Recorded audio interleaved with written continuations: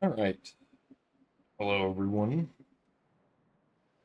Hello, Joshi, Lou, Fox Darts, Irokoro, Nekez, Kanto, Juniper, Zelinki, and Vedin Jakaja.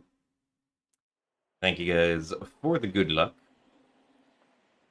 Hope that everyone is doing all right today.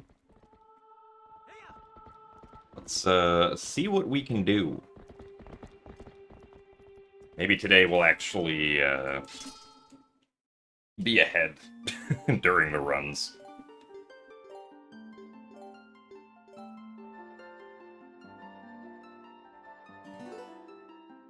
Unlike yesterday, where we were behind most of the time. Granted, it kind of makes sense because most of my time save in my PB is at the end of the run, so being behind is to some degree expected.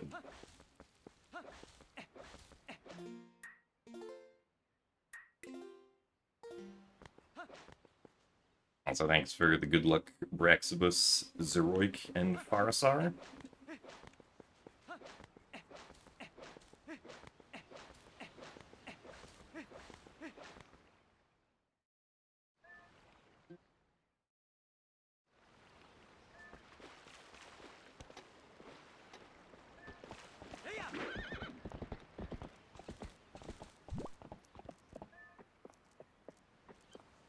Oh, darn it, really?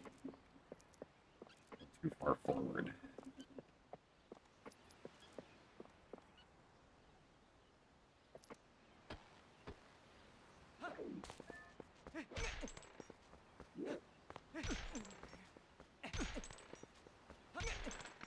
Alright, nice.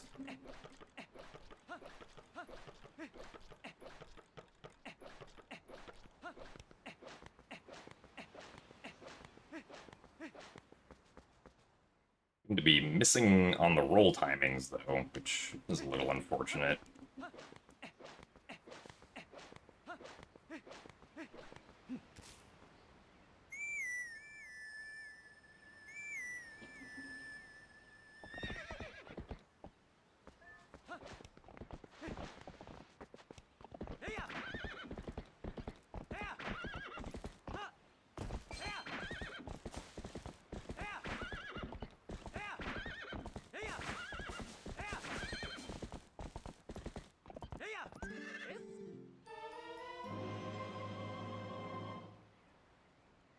Yeah, 552 is pretty good for me. So it is definitely a tough Boko's time to run against at the start. Especially since it's also followed up with a pretty good interference segment.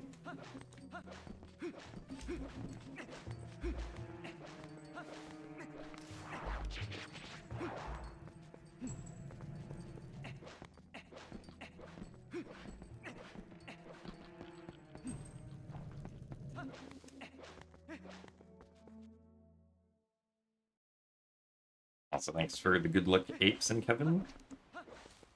Yes, the first run of the day did get past Gate Clip. Which is always a nice thing to have happen.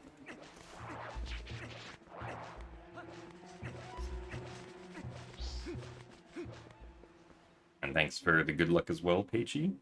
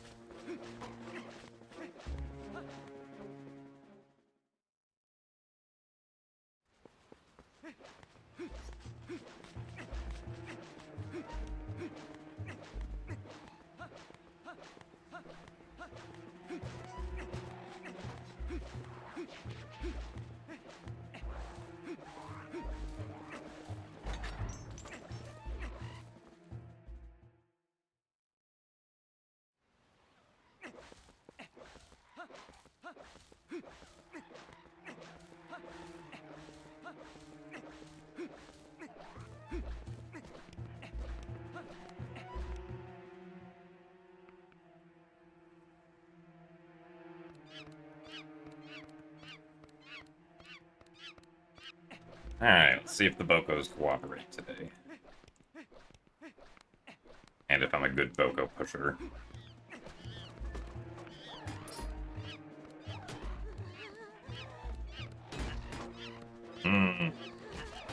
This kind of sucks. Actually, that wasn't too bad, I guess.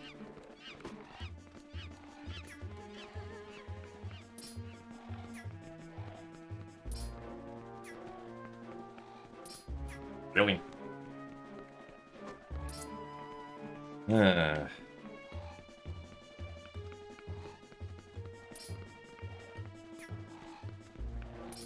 don't know what it is about that section. The narrow part, but for some reason I feel like I've had more trouble with that section lately.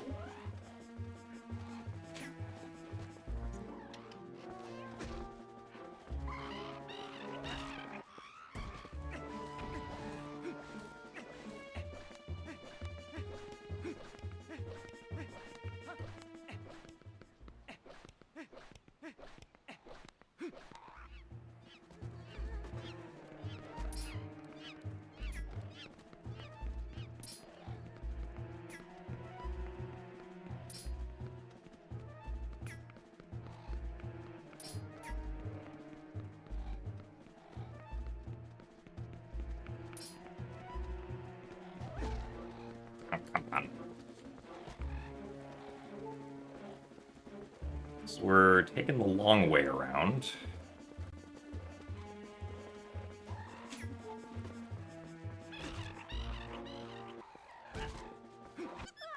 Well, not the worst, I suppose.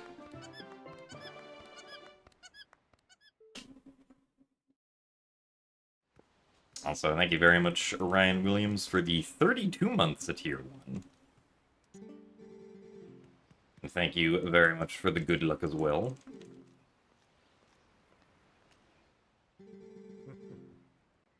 Also, thanks for the good luck, Strange Ambrosia. Hopefully, we will get some good runs going.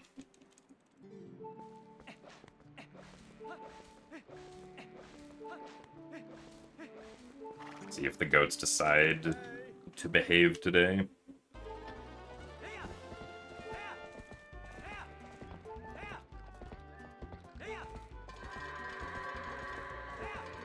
Oh, come on. Oh, actually, I think we got him. Yeah, okay.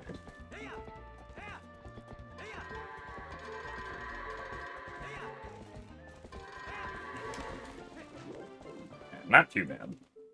Was a little wonky, but getting a 20 out of that's perfectly fine.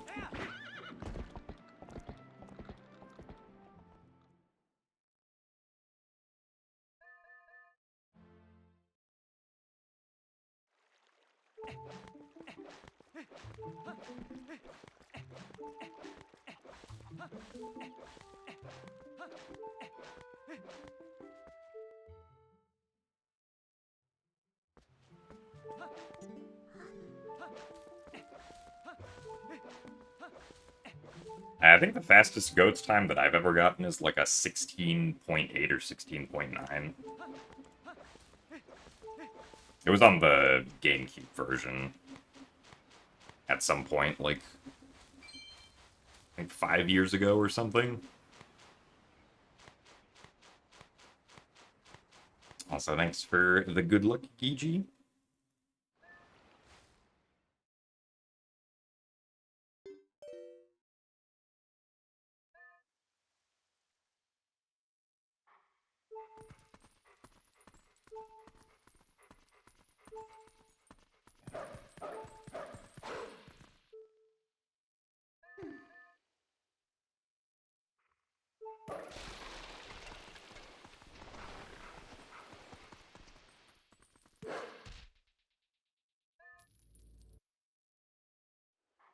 I mean, the fastest time that, like, I usually will get, on average, is, like, an 18. It's pretty uncommon for me to get, like, anything below 18.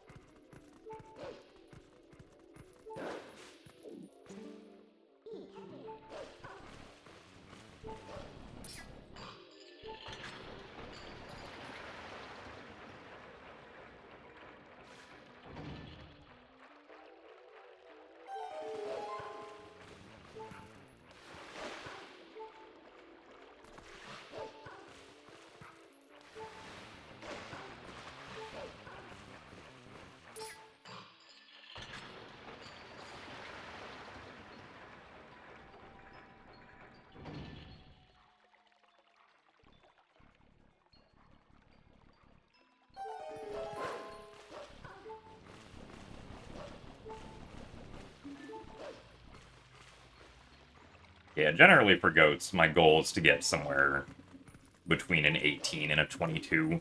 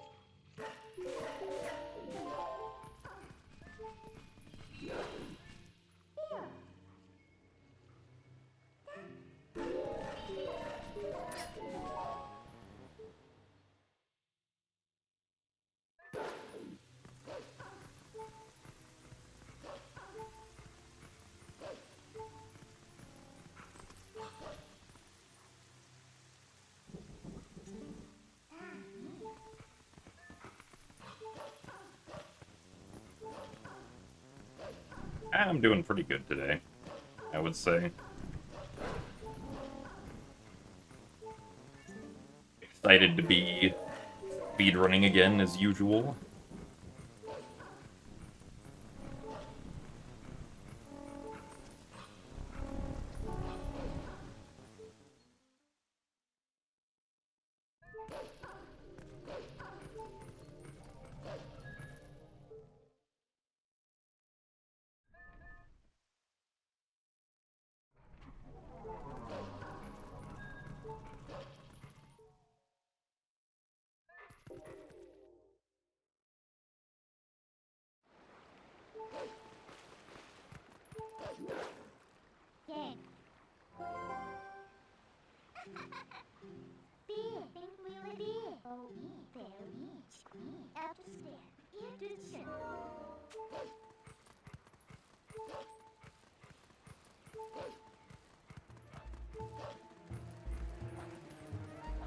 Also, thanks for the good luck, Rangaleon. Oh, nice, EG.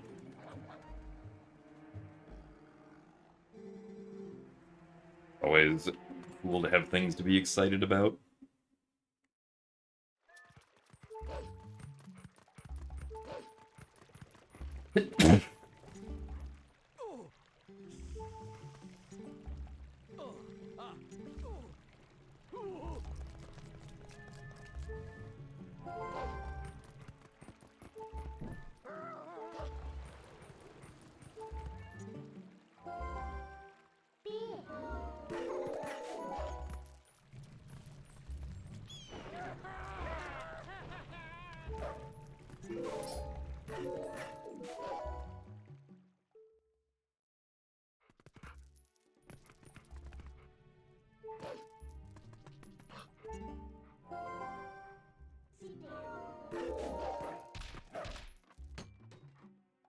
Ah, yeah, the possible time save for this segment is correct. We just got the... Like, my best segment for this segment I got yesterday. So, as far as I know, it's accurate.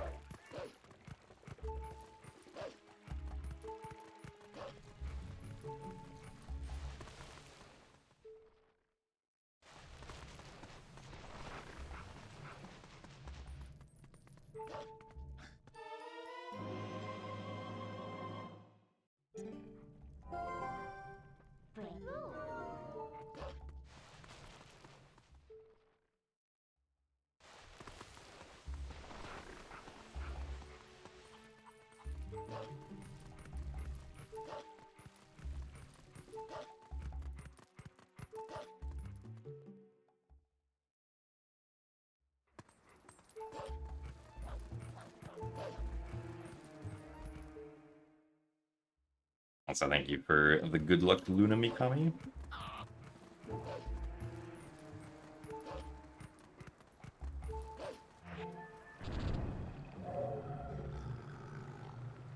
Also, thank you very much.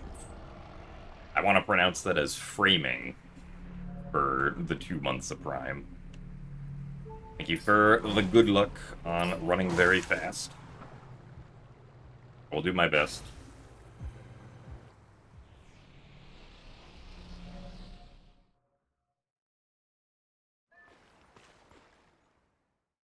Thank you for the continued support.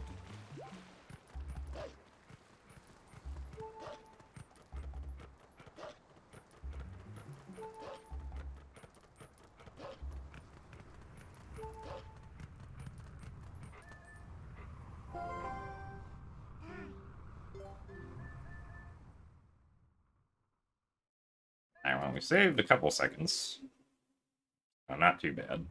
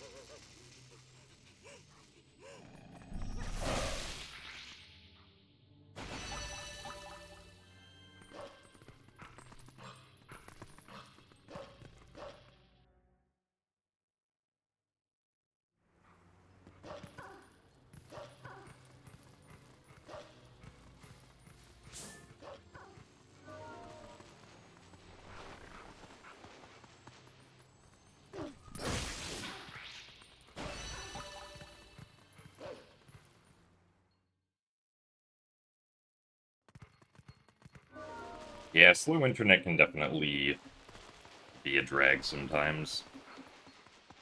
I'm very happy that I'm able to have fiber internet. With that gigabit speed.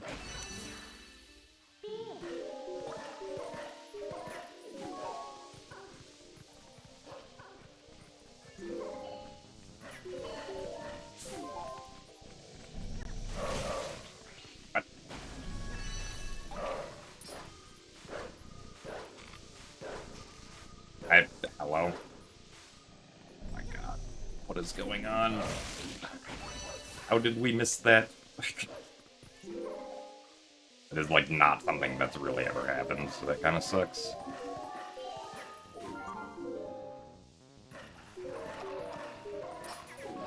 Otherwise, the split was going really well, but I guess that bug had other plans.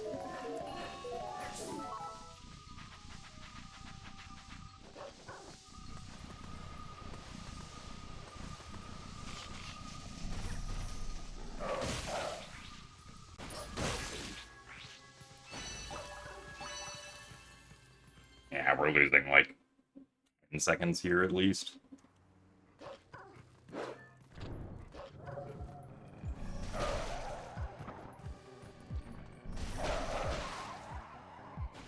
Oh well.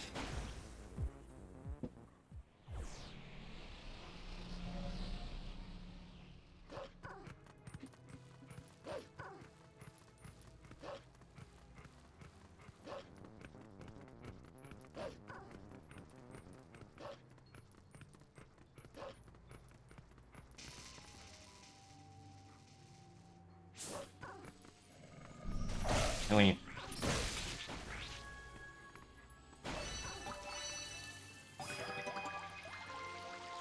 Guess we got too close there.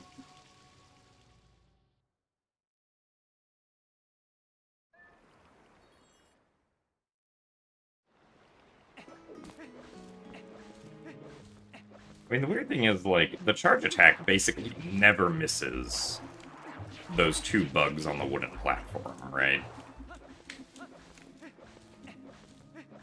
I don't know what thing different happened that,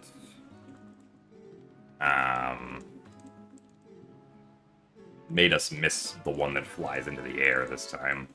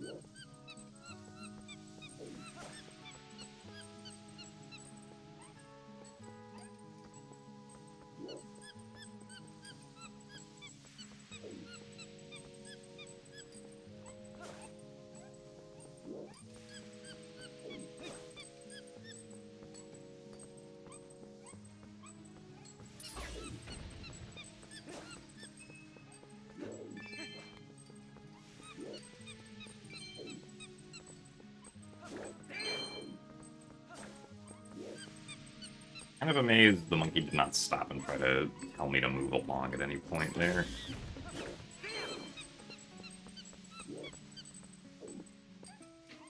Also, thanks for the good luck fits of chivalry.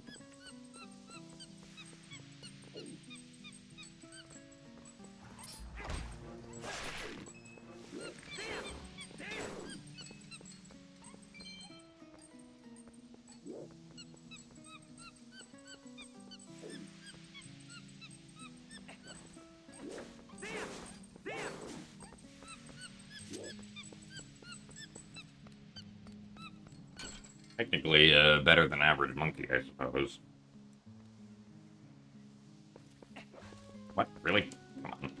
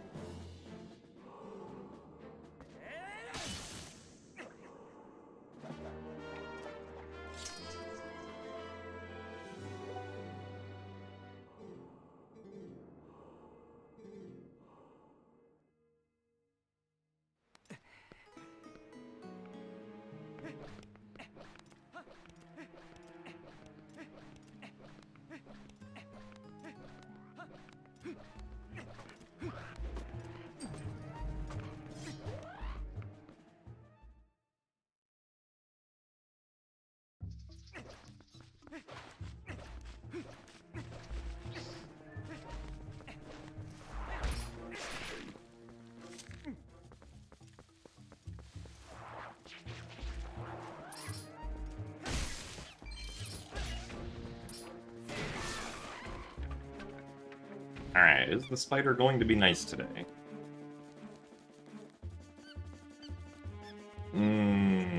Looks like a little too much. Spider had stopped slightly earlier.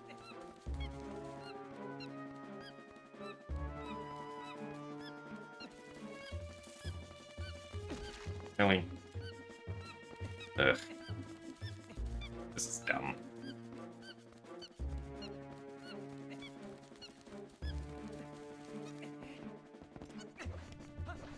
Oh well, guess we're not gonna save much time here.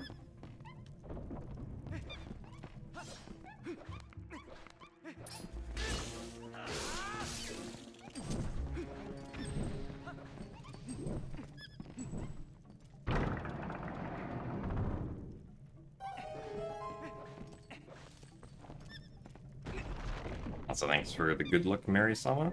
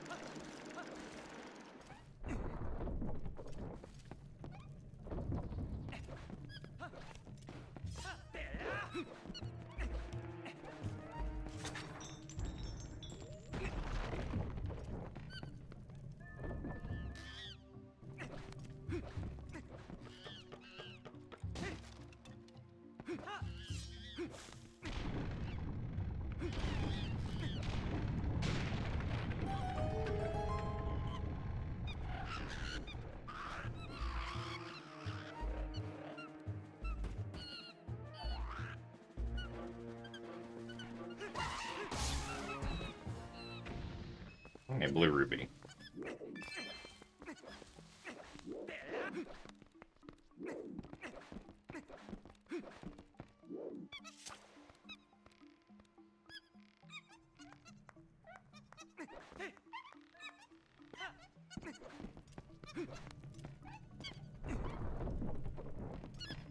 At least the rupee RNG has been pretty good.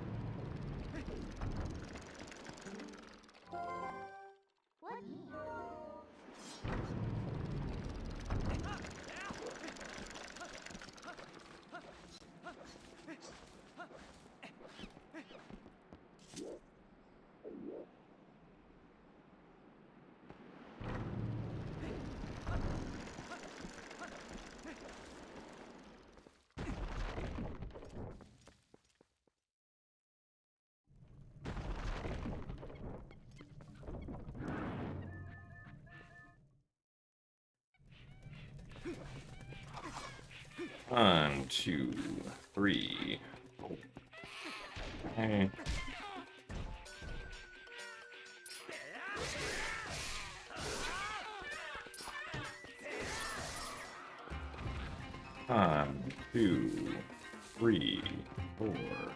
Really? 6, 7, 8, 9, 10, 11. Now that's stuck. And we're basically not saving any time here at all. 15 total hops.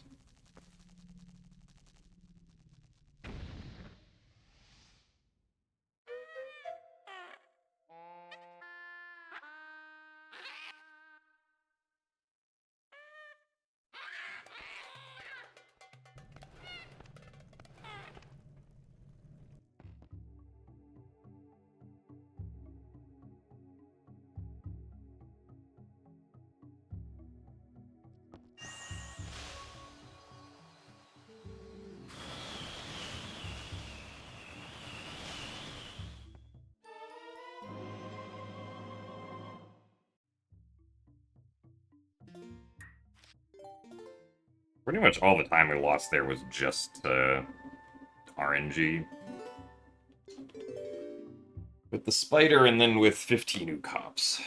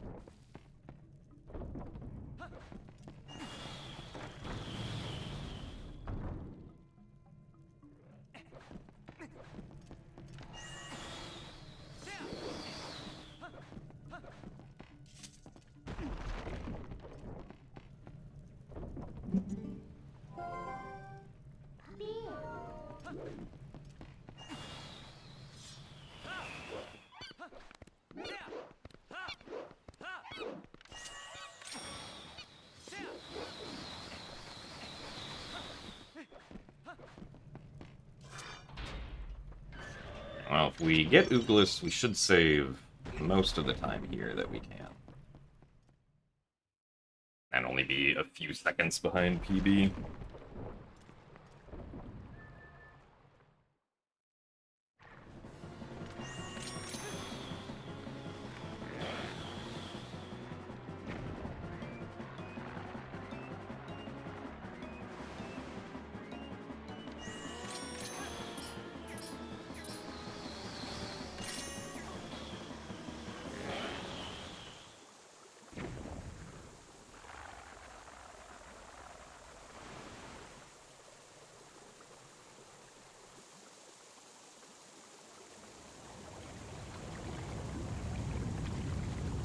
Yeah, the symbol on each door for the first 3 dungeons is reminiscent of the spiritual stones from Ocarina of Time.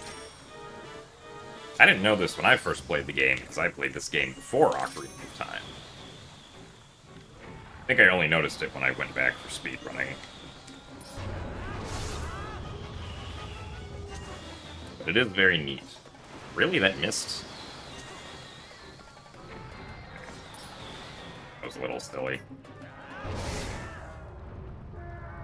It was just a coincidence. Ah, yeah. They just happened to think of the same 3 designs again.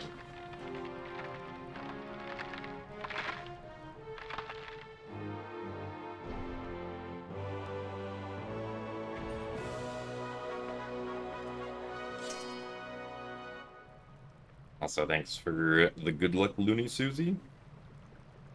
Ook was not very nice. It was 15 total hops. 4 on cycle 1 and 11 on cycle 2.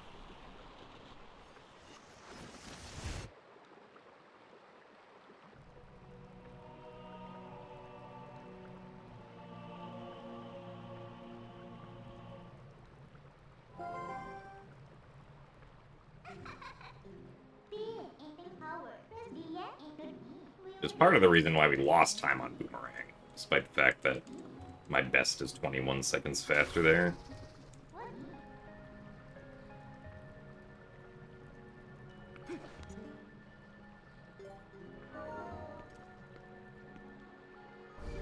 How are the rupee drops? The rupee drops have actually been pretty good this run. We're at 25 rupees currently, which is higher than average, I would say.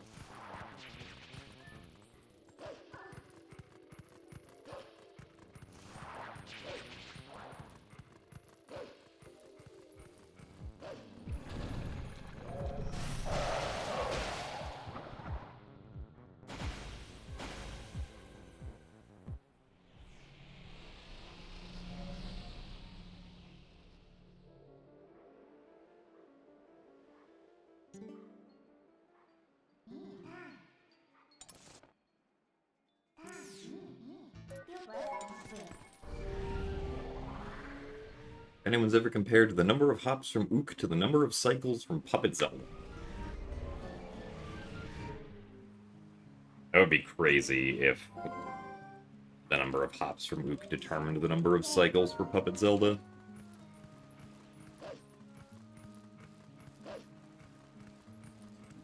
The developers are like, ha, the speedrunners will never notice this.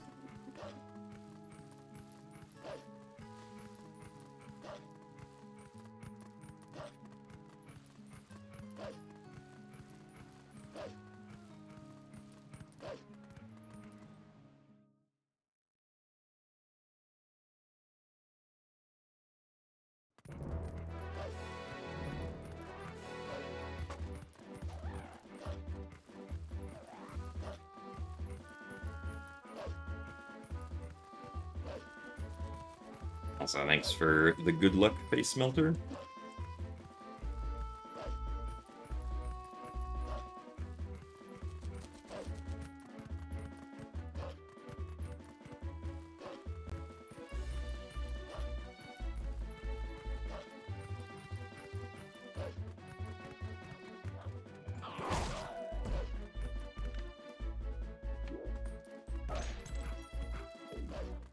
Very nice.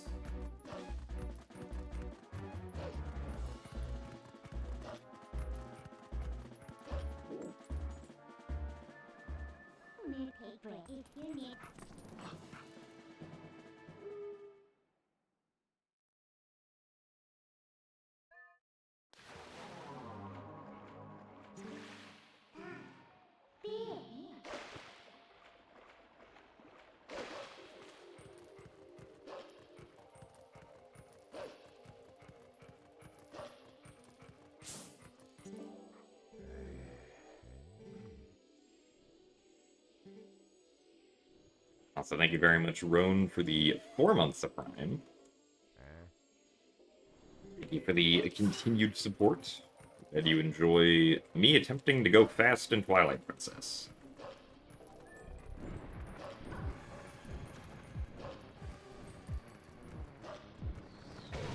Ow. I'm surprised I got there. Really?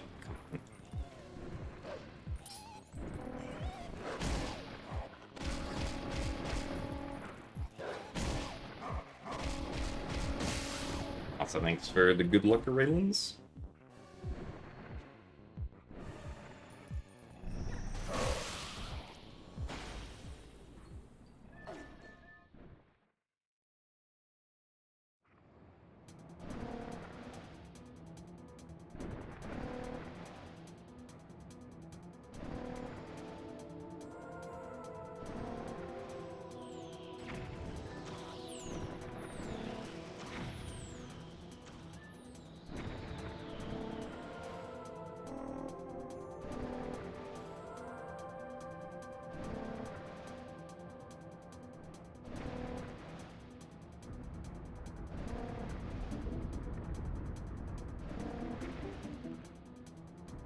Are wolves physically capable of doing backflips? According to this game, yes. In real life, I don't know.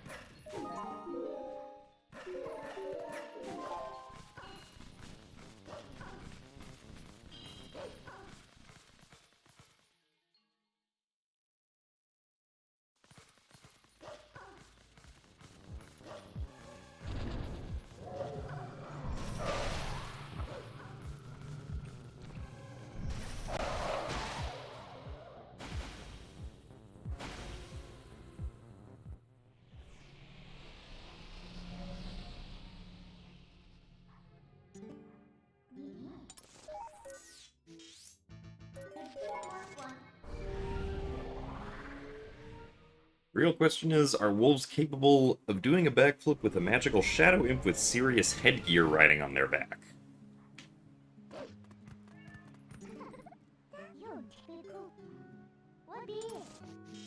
I mean, that would also probably depend on how much Midna actually weighs. Because if she kind of just floats around and is like a shadow, does she weigh anything?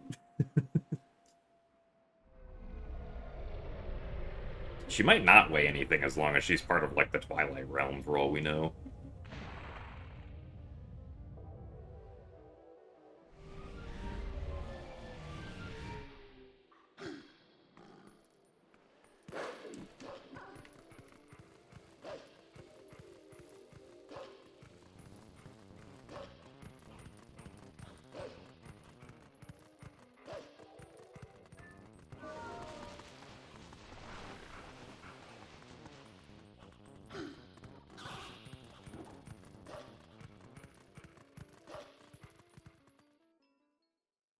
She does bump into you during cutscenes, so...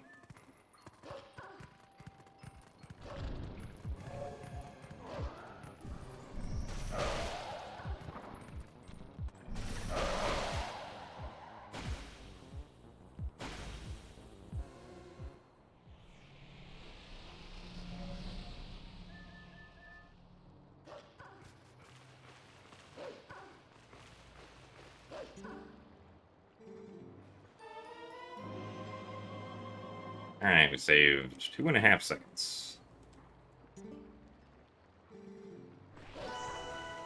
That was a pretty decent segment there. Considering that we can save a maximum of like 5 seconds.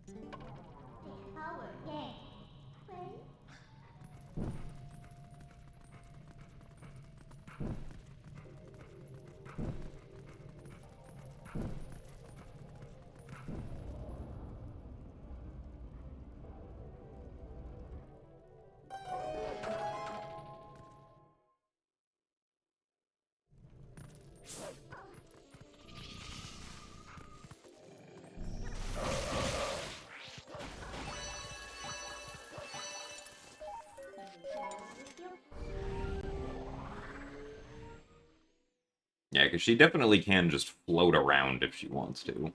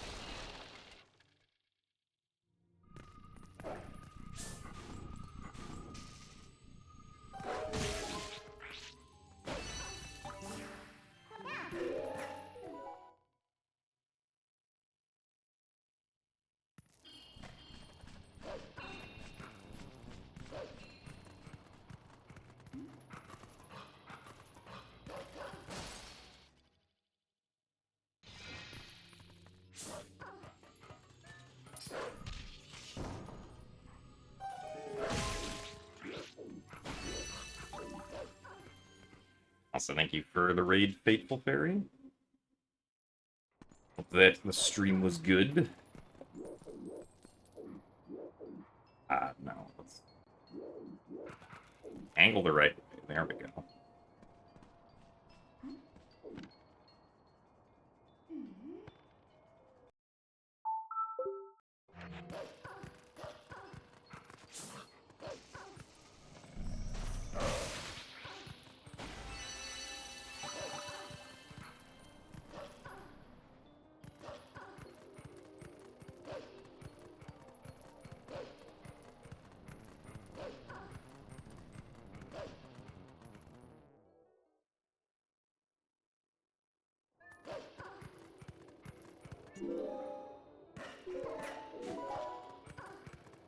I mean, it kind of makes sense that the warehouse just disappears if it, like, shares the same flag as the bug does.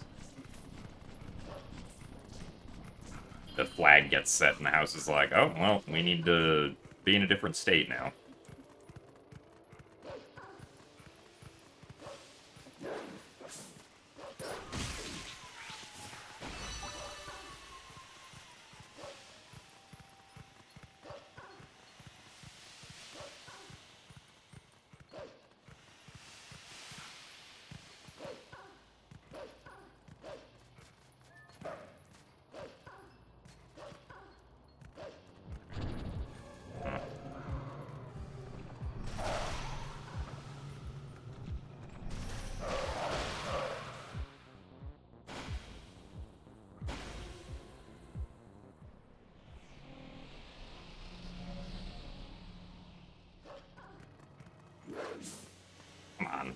Really?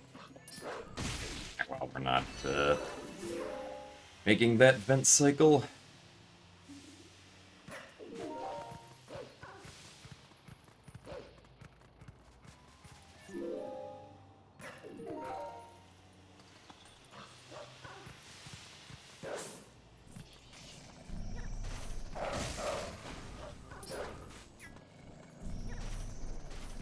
Please. I just want to kill the bug.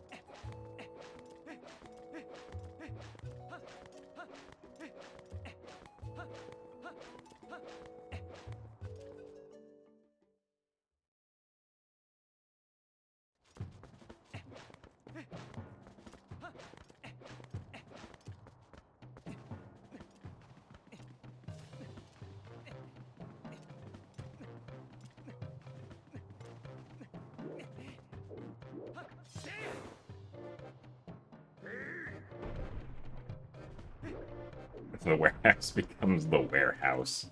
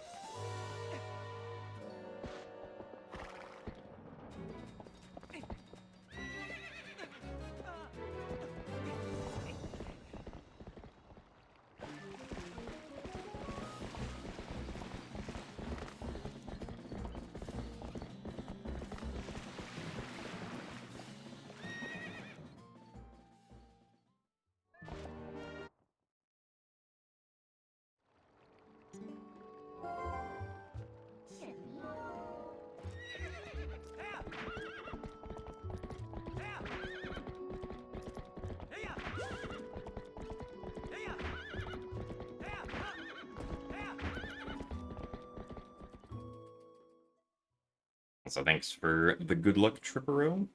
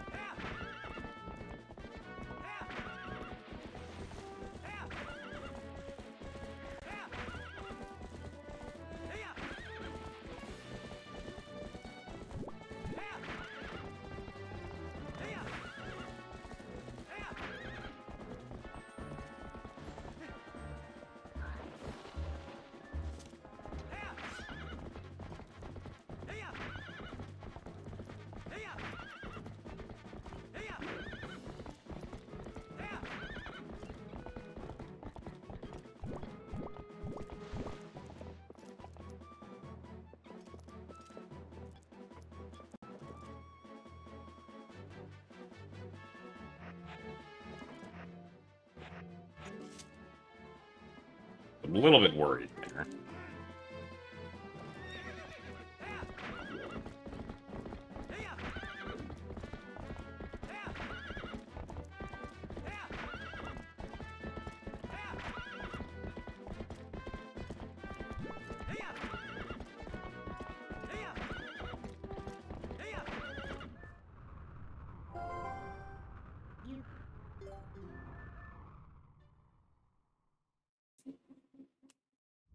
Also, thanks for the good luck, Kite.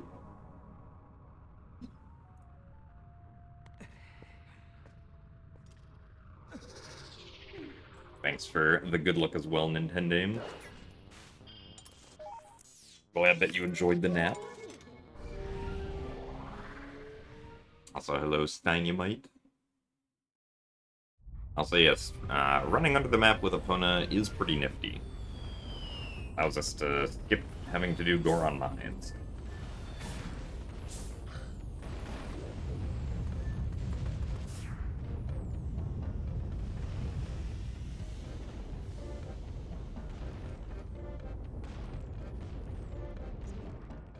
Also, thanks for the good luck, Tanasi.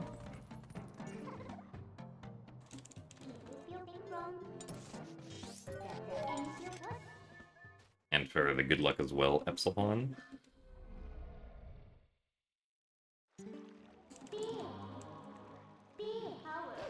I mean, unfortunately, we are going to lose, like, 10 to 15 seconds here, because our Elden Twilight wasn't... well, most of Elden Twilight was fine, but the last part with the vent cycle and the last bug wasn't.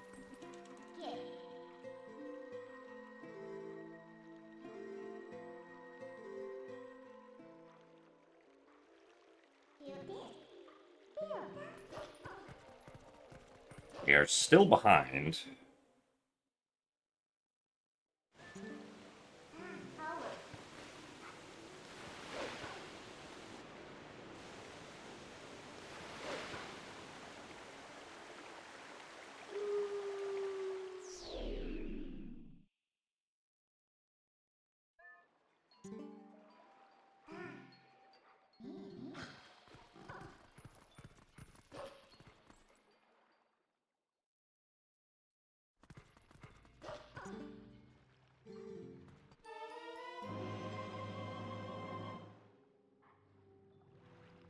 Yeah, my PB is, like, harder than usual to keep up with at the beginning. It's not, like, impossible, but...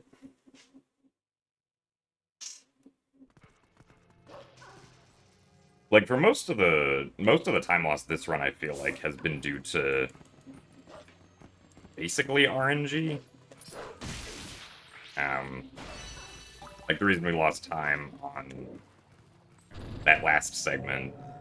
Well, I guess the vent cycle was my fault, which is probably, like, half of it. But the other half was just getting unlucky with where the shadow runts were when trying to get the last bug.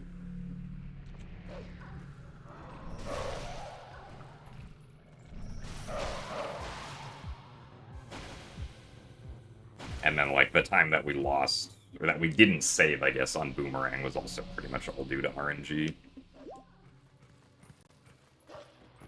And the time that we lost on Fair and Twilight was, I guess, not RNG, but due to a situation that does not normally happen that I did not know how to adapt to.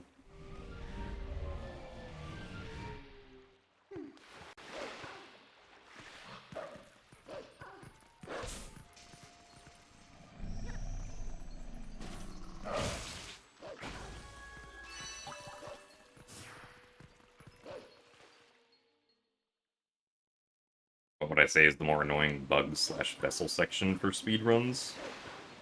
I mean, probably Lanayru, just because it's the longest.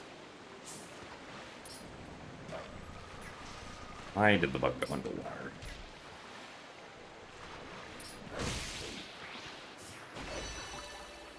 I shouldn't try to attack it like that if it's underwater, because I should know that that doesn't work. But I always want to try it, just in case it's like... Just in case it happens to be high enough above the water that it does work.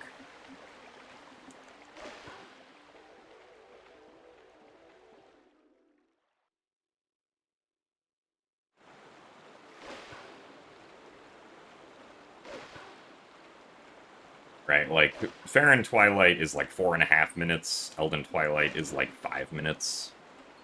Lanayru Twilight is 8 minutes, because they make you run across Lanayru Field to get a single bug in Castletown, because they really want you to get the Castletown portal during the Twilight section instead of potentially before it. It's not before, but, like, they want you to get the portal after getting the light vessel.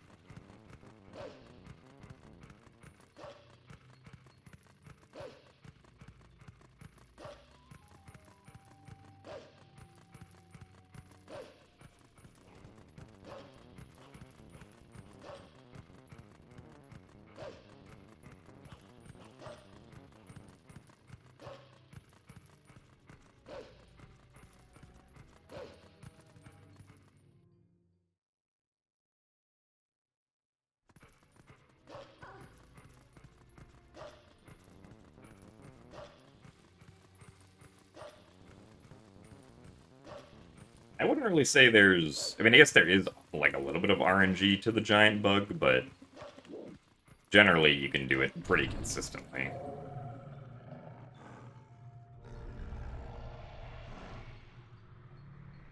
No, you don't get the portal when...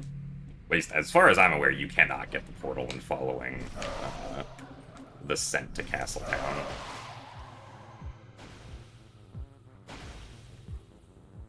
And I'm pretty sure that's correct because in glitchless speedruns, I would sometimes run over here, accidentally thinking that I was doing the bug collecting section when running to the Bridge of Hylia, and nothing would happen.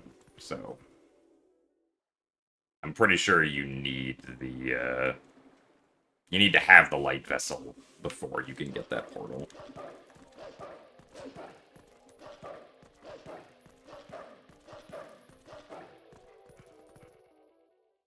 Also, howdy, Harune. We're probably not going to get green for a little bit. Most likely. I think at this point, the earliest it could happen would be Master Sword. Really? Come on.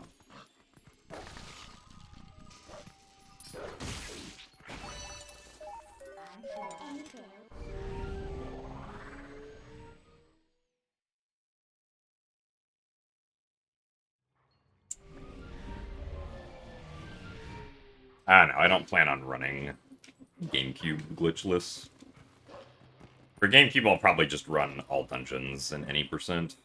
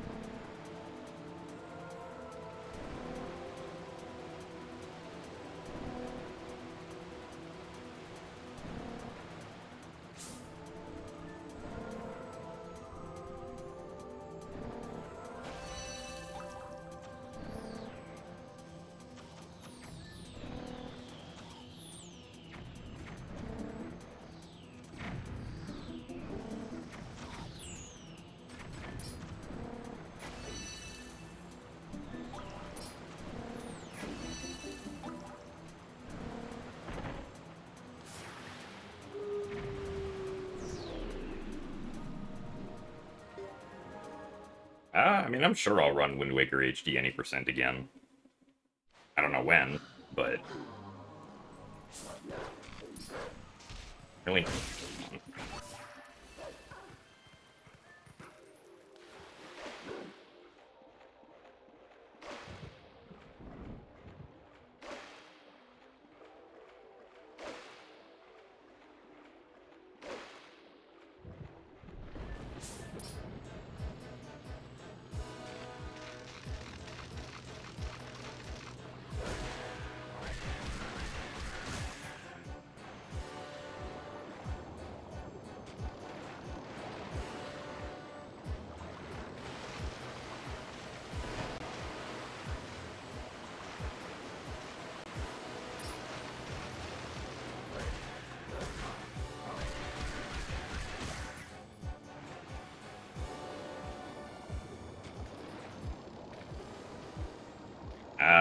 I don't know if there's, like, much of a community-accepted name for the giant bug.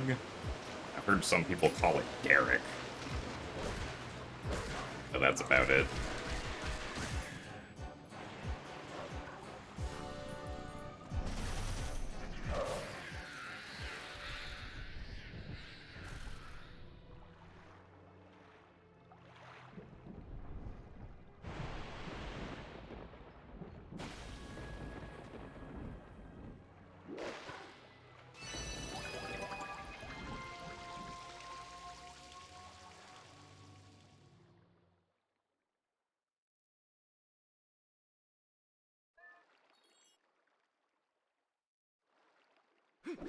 Well, Hugo is definitely the most, like, ubiquitous community name for an enemy.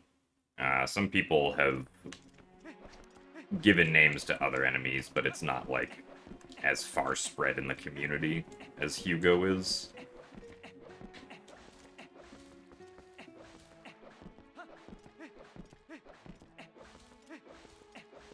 Like, some people will call the EMS Shadow Beast Jamal. Or the spider that we tried to climb past in Forest Temple Nancy. Are the two other ones that I can think of.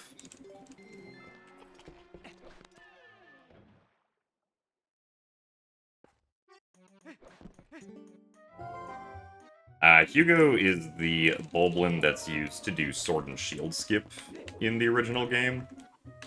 HD doesn't do Sword and Shield skip in any categories, so we kind of just run by Hugo and don't do anything with him.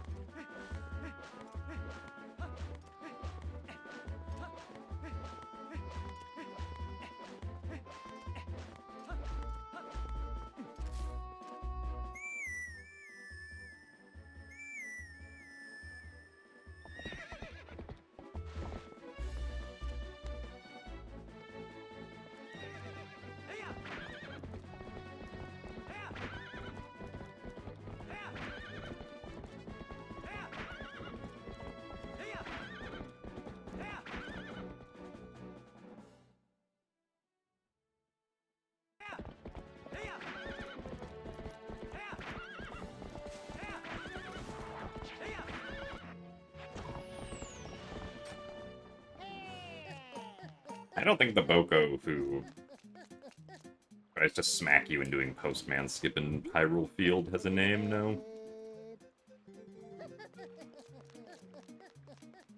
It's not that I'm aware of, but...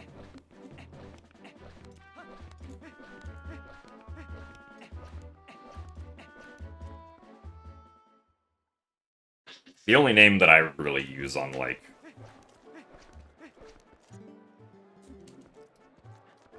No, I don't need the bone. The only name that I, like, use on any consistent basis when speedrunning would be Hugo when speedrunning the GameCube version.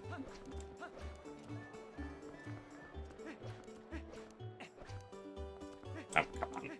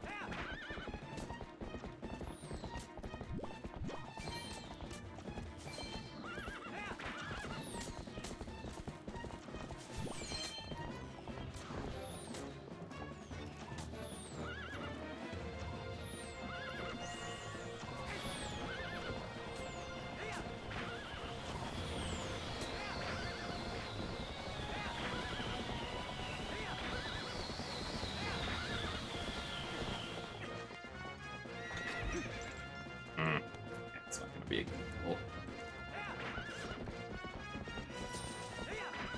Really? No rupees from that? Okay.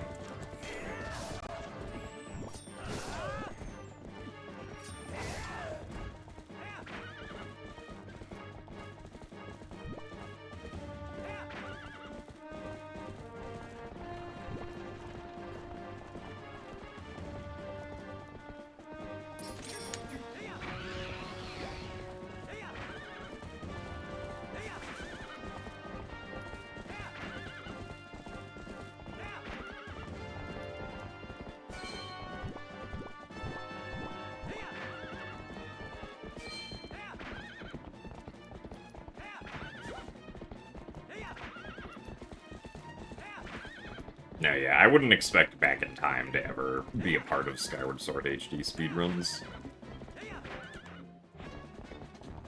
Given that the the soft reset functionality was, I guess it technically wasn't removed, but there's no way to access it in Skyward Sword HD. Although I believe even if you could access it, they did fix the exploit that allowed back in time to work by properly setting Link's respawn type so he doesn't void out.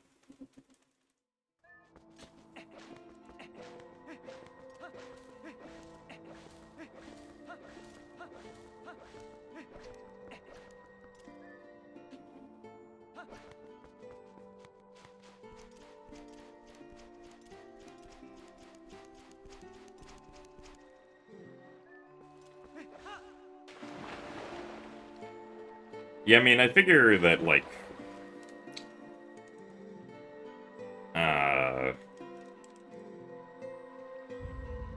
once Nintendo implemented, you know, a way to go back to the home menu, they probably didn't feel like a reset, button was necessary.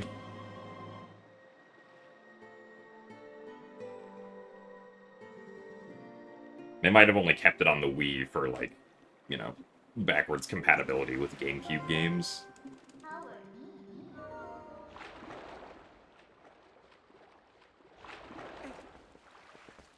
By the fact that they also implemented it in, you know, the Wii games.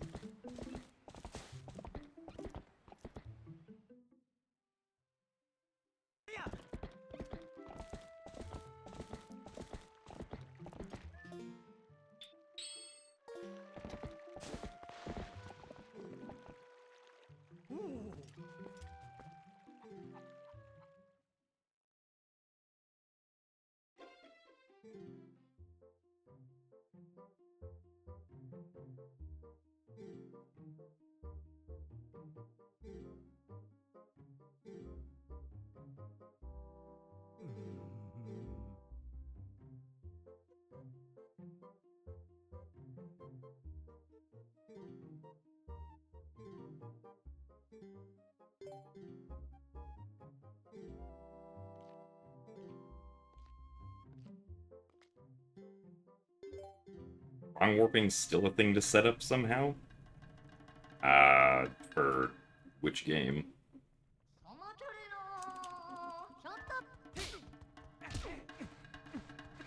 Alright, good phase one.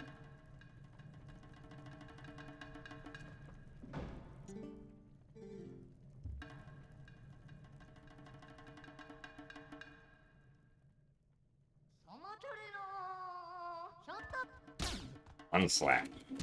2 slap. 3 slap. 4 slap. 5 slap. 6 slap. And unfortunate. Really? Come on, though.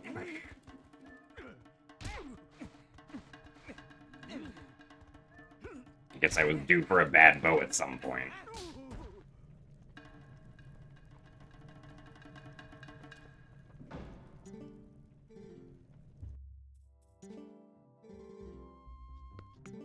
What? Hello? Yes, I'm trying to open the chest. Stop talking to me.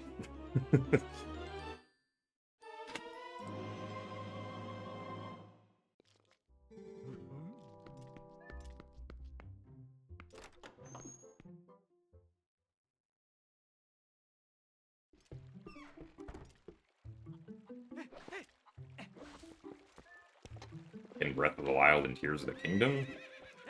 I don't think Breath of the Wild or Tears of the Kingdom has wrong warping in the sense that you're thinking of. I know that at least at one point there was a glitch in Breath of the Wild where you could do, like, a positional warp kind of thing. Where if you tried to grab onto a ledge in a specific way, and then, like, at the same time paused and loaded a different file that was, like, inside a shrine. Or not inside a shrine, just, like, anywhere. That file would instead be loaded at the position of that ledge.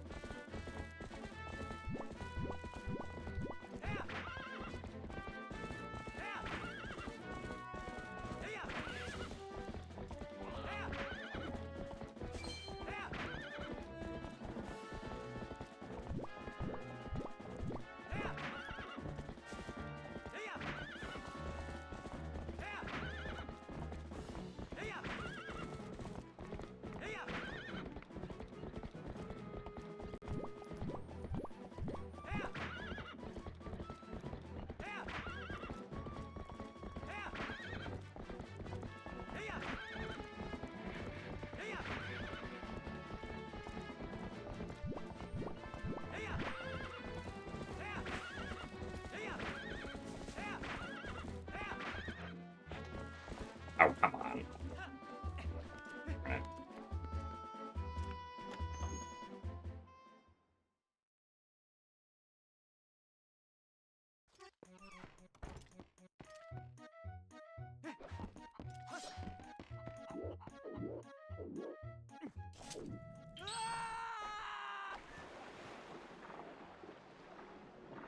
Well, no, I mean, the way that the game determines where you should go, or, like, what map you're gonna spawn on next is completely different in Ocarina of Time and Majora's Mask from, like, pretty much any other game that follows those two.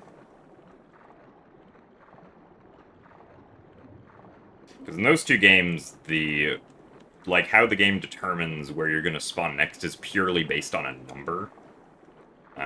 That then is indexed into a table, which determines where you actually spawn. So the reason you can do weird wrong warping shenanigans in, like, Ocarina of... Really? That didn't work? Okay, well.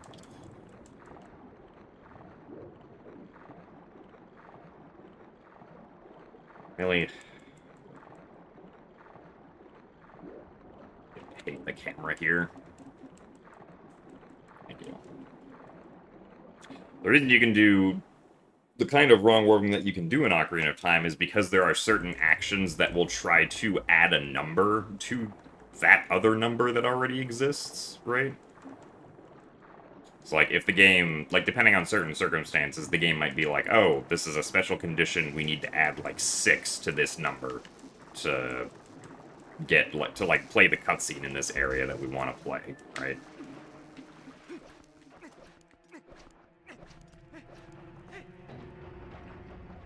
So, if you can instead interrupt what the game is, like, the number that the game is trying to set you to initially before it adds +6, you can get a completely different number +6, which indexes itself into the table at a completely, for completely different spawn information.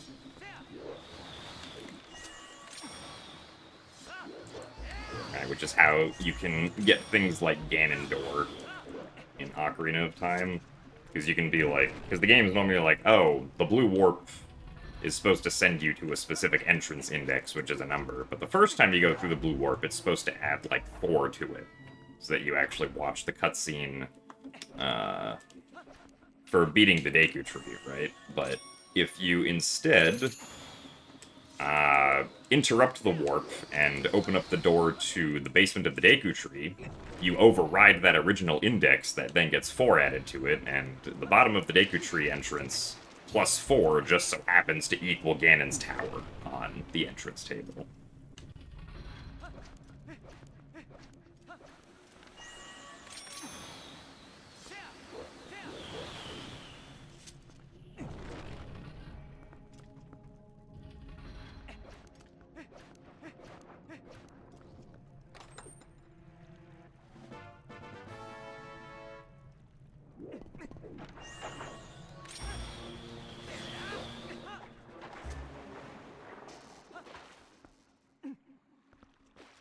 But in later games, right, like Twilight Princess, the way that the game determines where you spawn is not just based on a number that it then, like, adds things to or whatnot.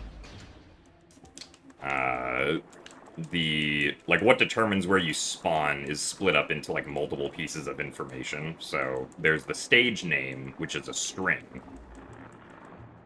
As well as, like, what entrance you're supposed to spawn in on that stage, right?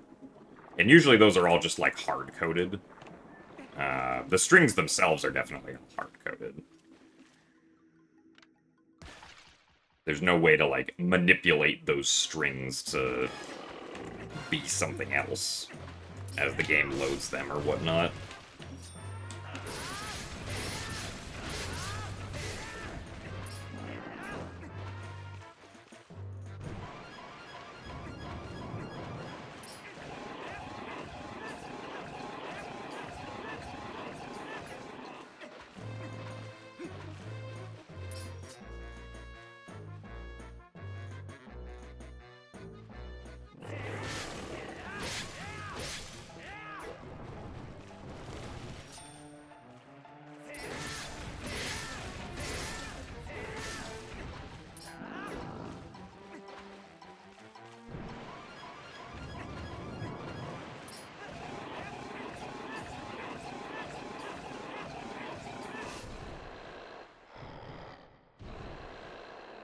Well, I mean, the string is just the identifier for the stage, right?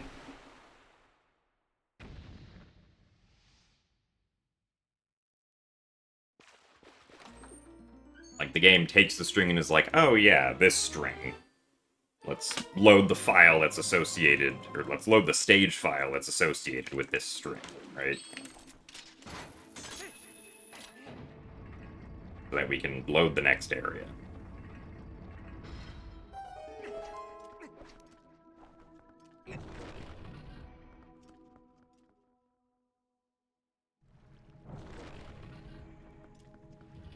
I mean, it'll be tough, but like, we could still potentially PB off of this, yeah. It's not dead yet.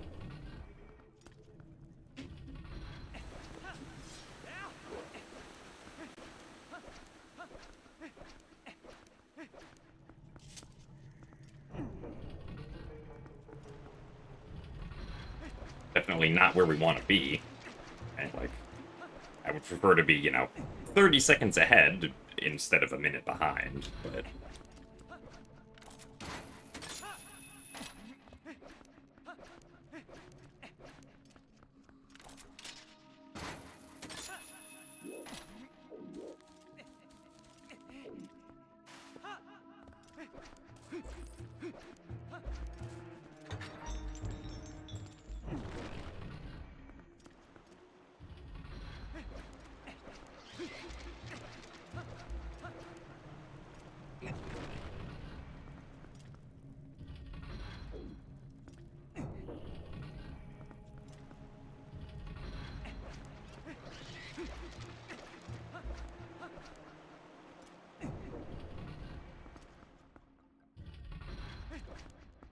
Sub 3 is not going to be possible RTA with the current route. I'm sure a task could get sub 3.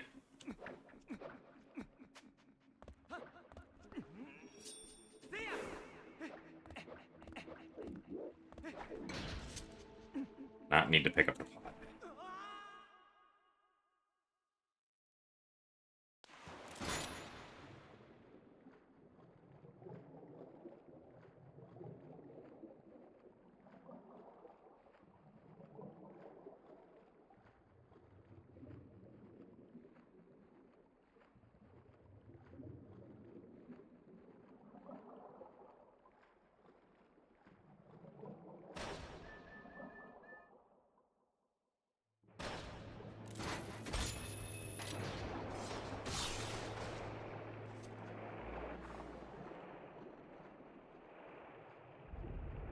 Because currently my sum of best segments is 307.53, and as far as I'm aware,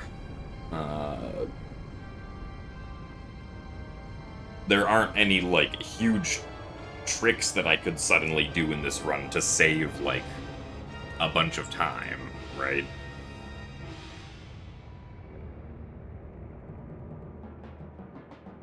Like, as far as I'm aware, I'm doing all of the tricks that are, you know, viable to do for runs of this game.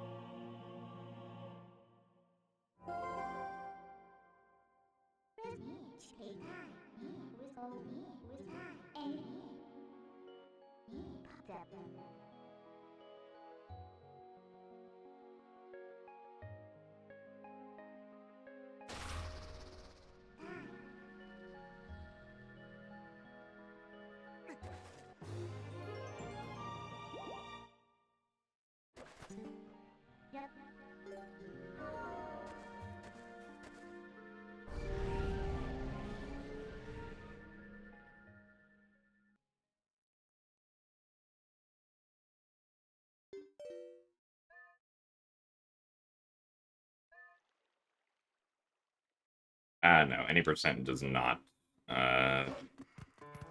kill the giant spider.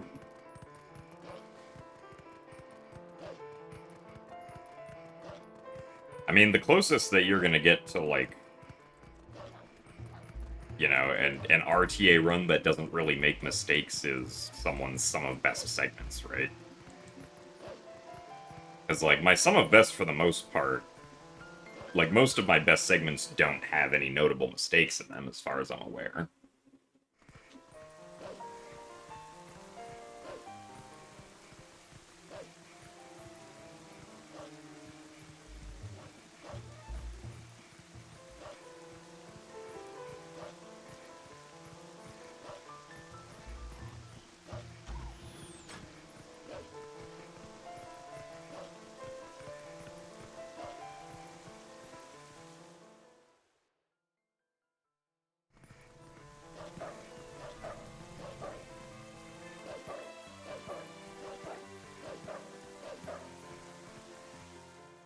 Also, thank you very much, Twistix, for the 58 months of Tier 1. Thank you very much for the good luck.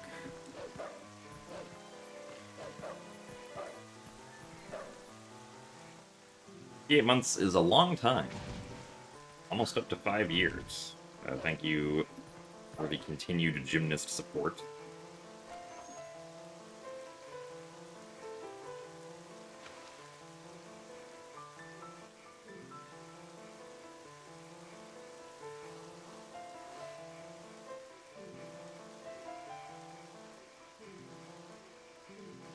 Has anyone in chat ever wished me bad luck? I don't know about in, like, an unjoking manner, but people have definitely jokingly wished bad luck before.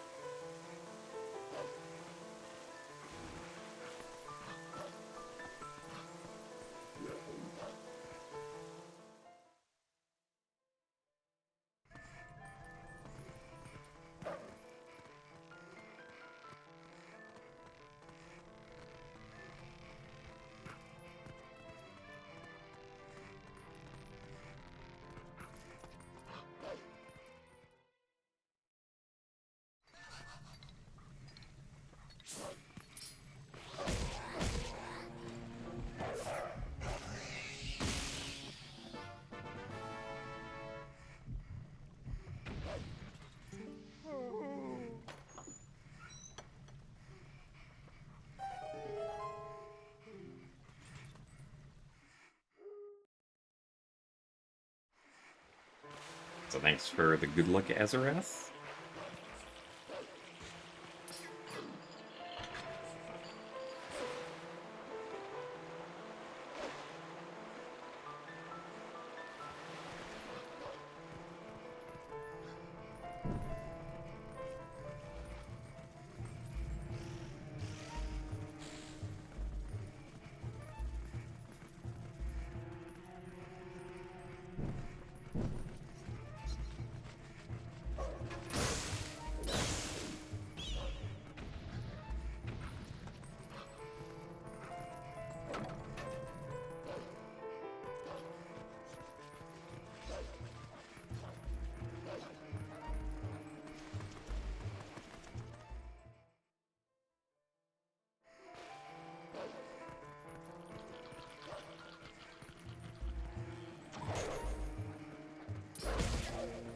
Alright, will we be able to jump off this platform today? Yes, we can. Wowie. Amazing when you hold forward and dash and Link actually jumps off of the platform.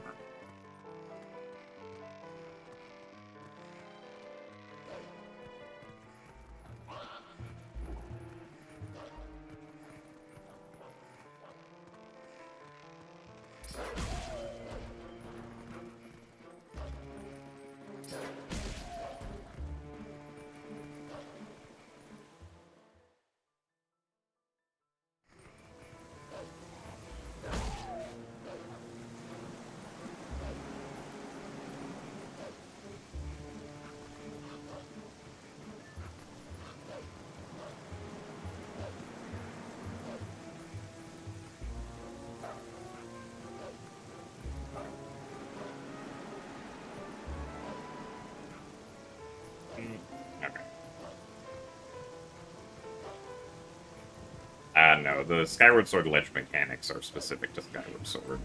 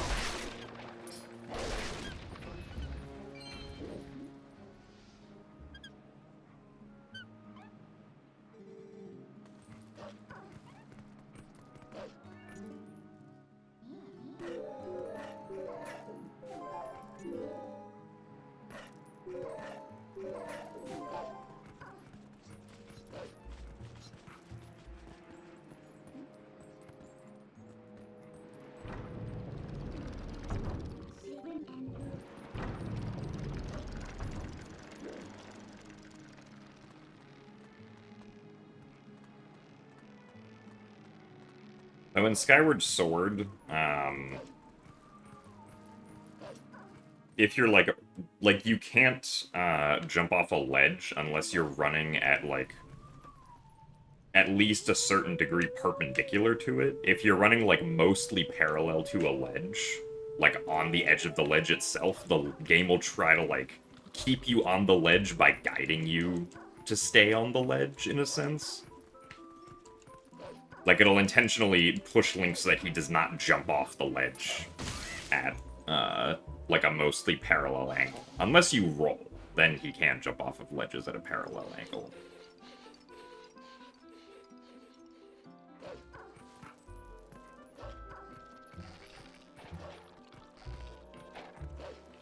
I'm not really sure why they did that for Skyward Sword, but the thing that exists.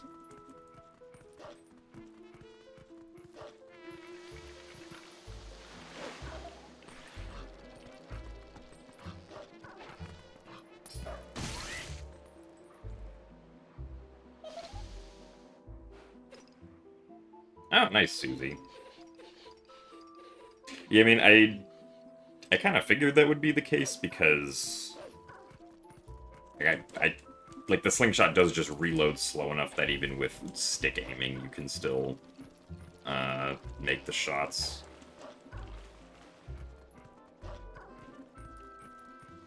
Probably does require pretty good stick aiming though.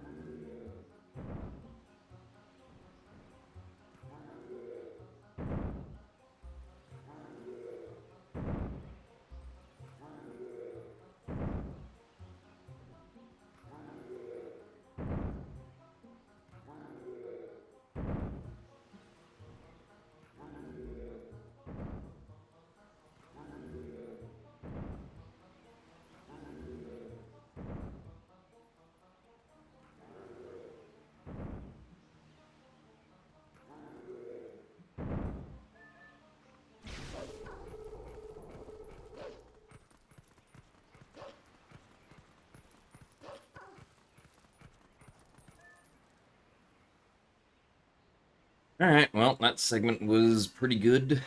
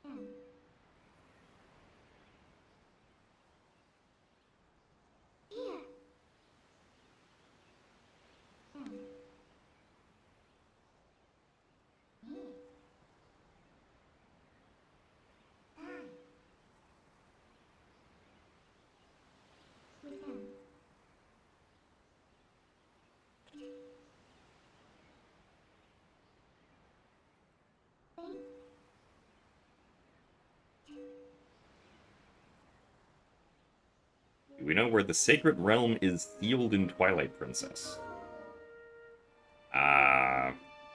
This is a lore question that I do not know the answer to.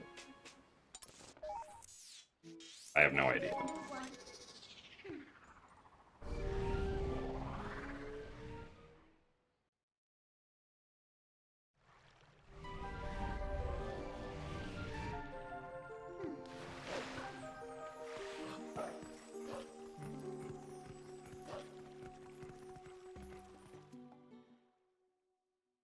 After this, am I going to run any percent plus fish journal?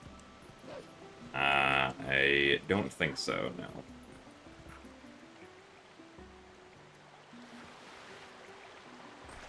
I don't think I've ever completed the fish journal in this game.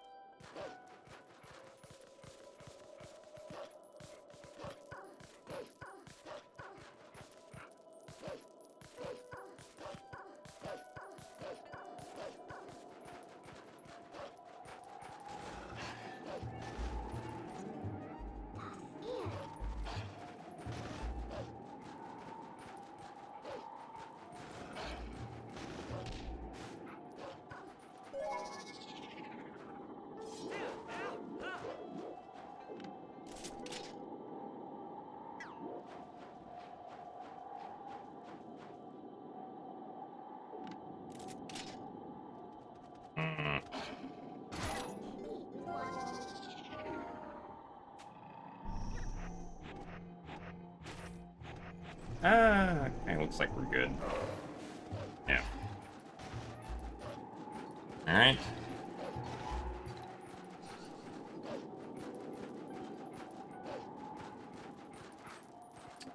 Early Snow Peak went well.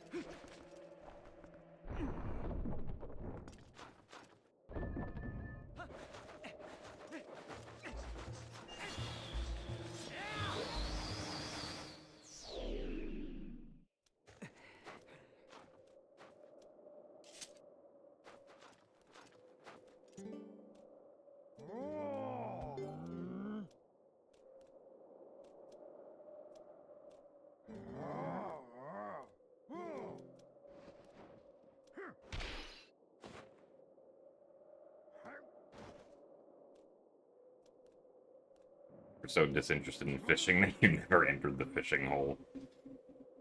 I don't remember if I ever entered the fishing hole in my casual playthrough. Granted, my casual playthrough was, like 15 years ago?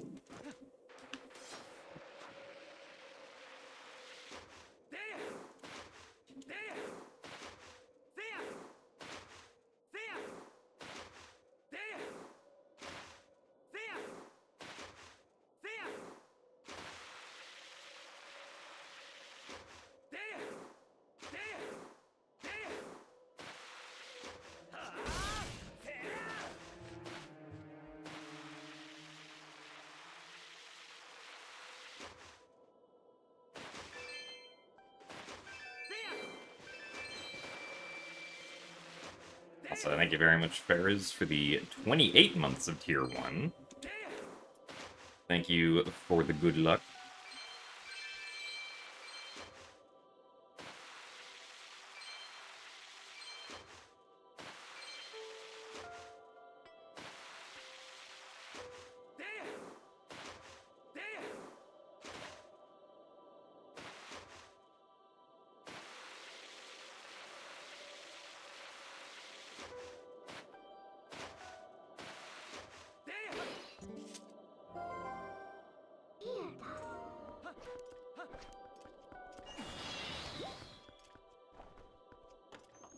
Also, thanks for the good luck, Asher.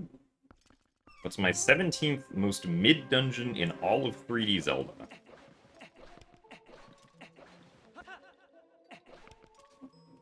If I had to choose a mid-dungeon out of all of 3D Zelda, I don't know, probably like Deku Tree or something from Ocarina of Time.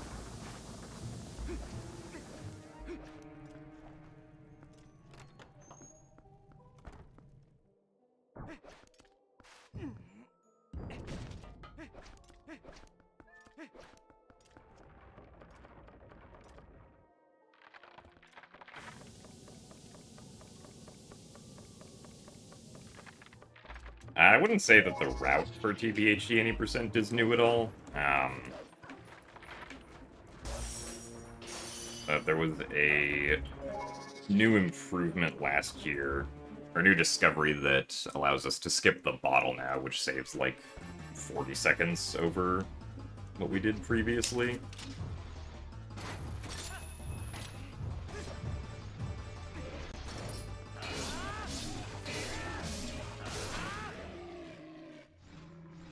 Also removes the RNG of having to rupee grind to buy the bottle.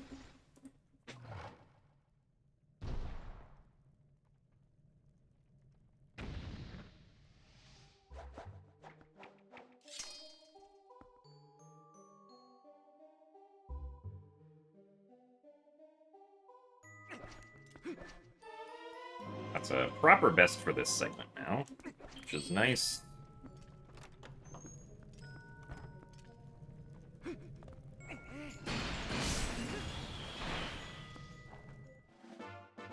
I don't know where the rupee went, but we found it somehow.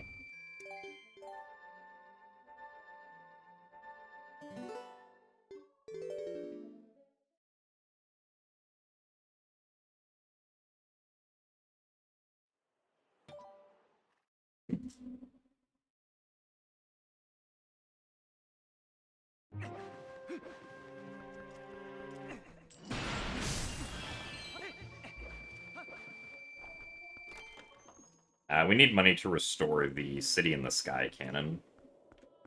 Get to City in the Sky.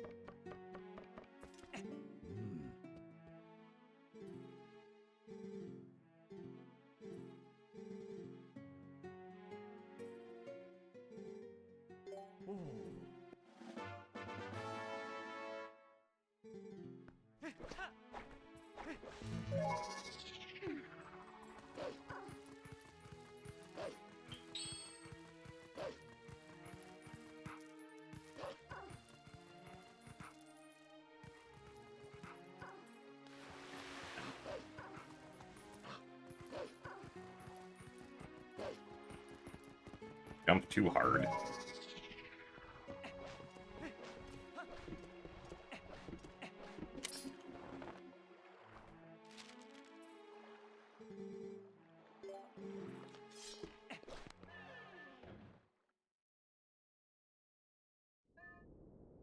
Also, thanks for the good luck, Zopiad.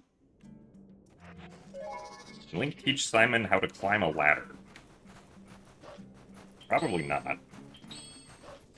Since I don't think we're gonna get a Legend of Zelda Blueprints crossover anytime soon.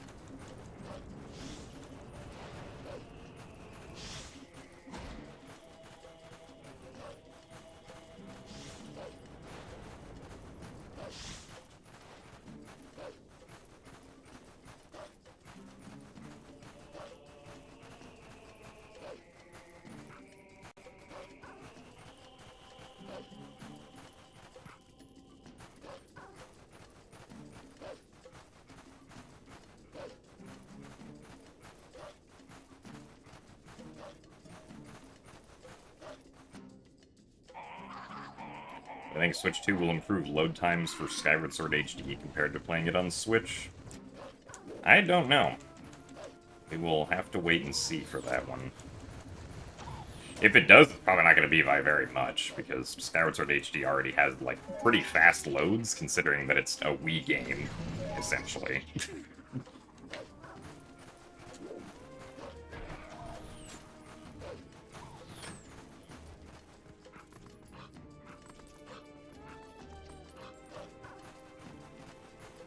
It's also not getting, as far as I'm aware, it's not getting, like, a special update for Switch 2, like a bunch of other games are.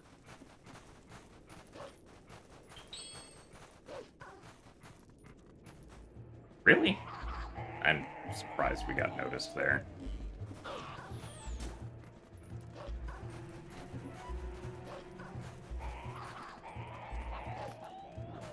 Come on. We're not really gonna save much time here now.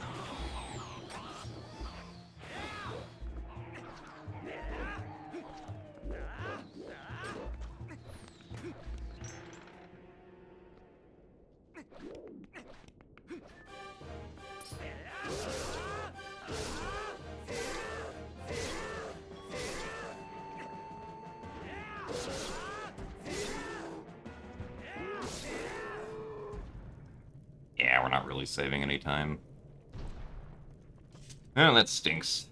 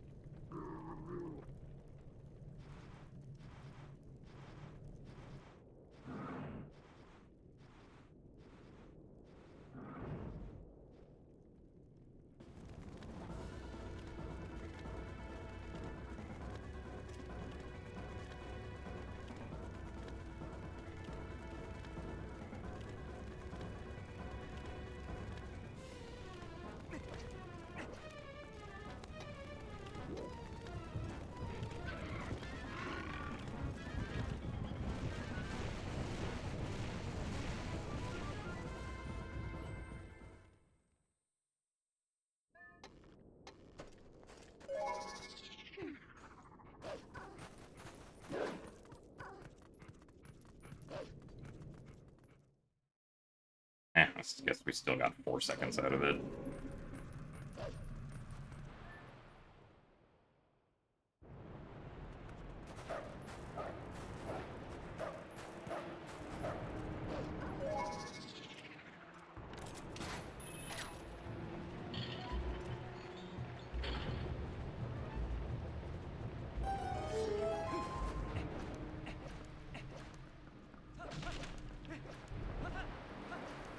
I ever played this game before? No, this is my first time playing. Pretty fun game so far. Would recommend.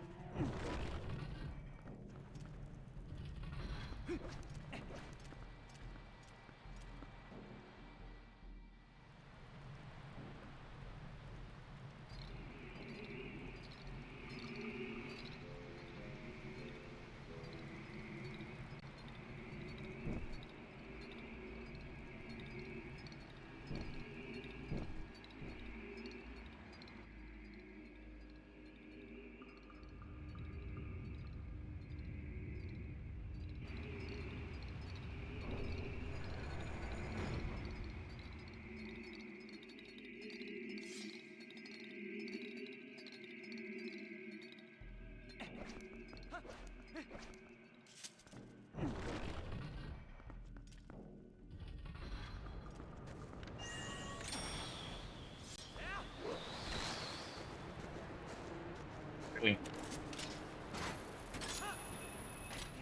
Oh, that stings.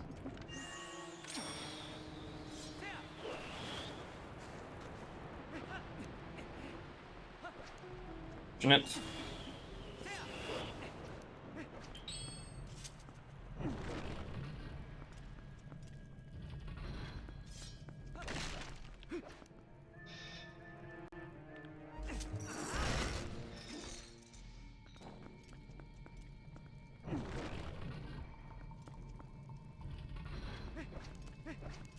Yes, I am imitating strats that I saw Gymnast86 do in real time. That's what this is.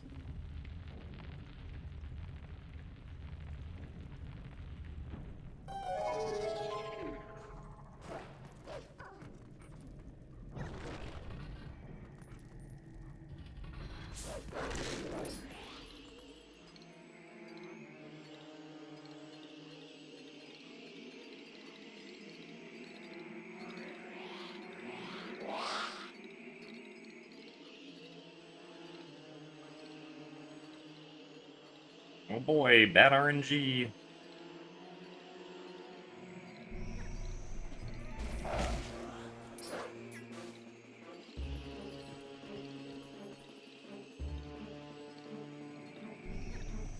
At least that time was good RNG.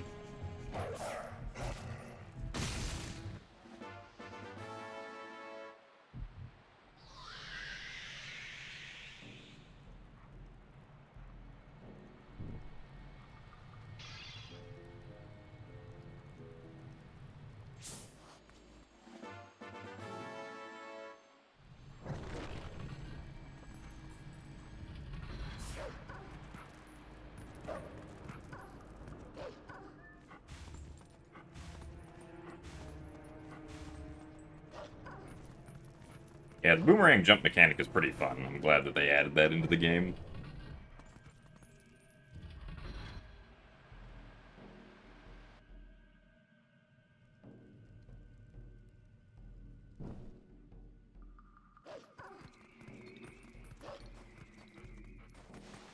Also, thanks for the good luck, Eltroid.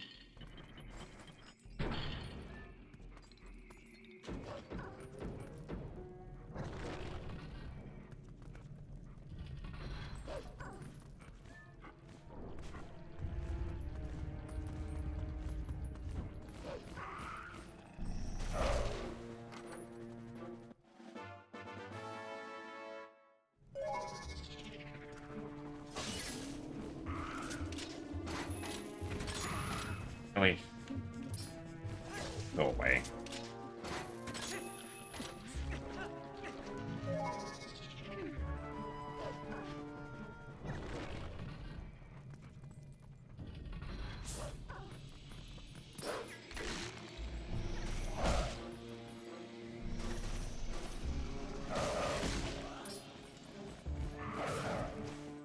Seriously.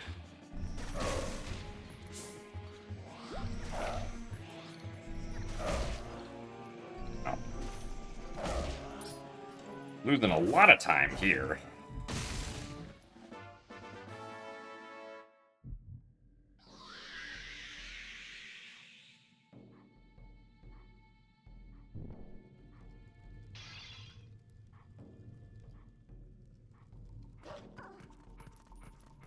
But yeah, so the reason it doesn't work on Wii is because you can't pull out your sword after throwing the Gale Boomerang without also breaking the Gale Boomerang,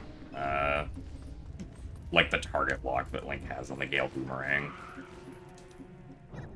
Because if you throw the Gale Boomerang and then pull out your sword, Link always does a slash on Wii, whereas on GameCube and HD, he just, like, pulls it out and doesn't slash.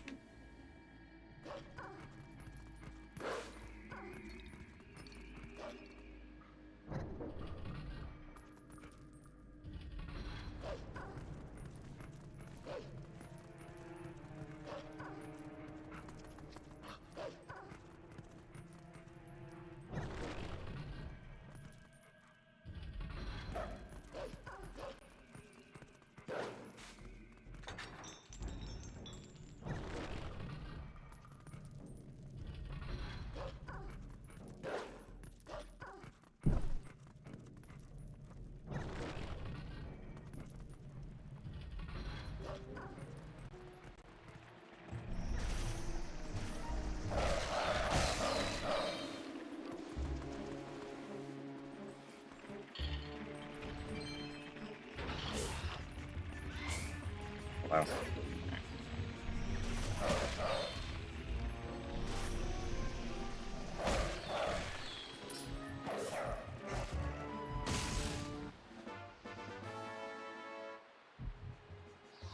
I named Gymnast 86 because the first Zelda game came out in 1986, and I like gymming. No, my name is Gymnast 86 because when I was 12, I thought that having my name reflect doing gymnastics on the internet would impress people. And then I added a random number to the end.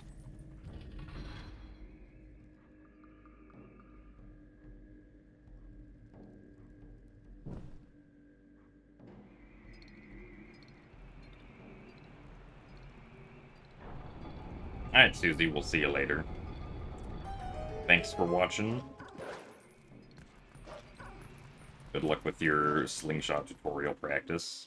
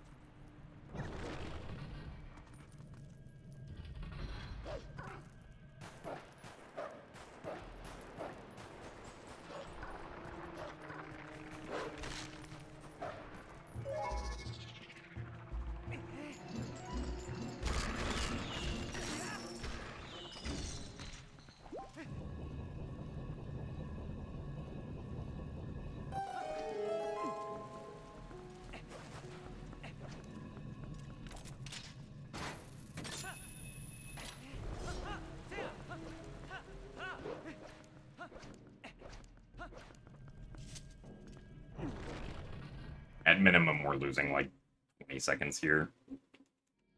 If we get Death Sword skip first try.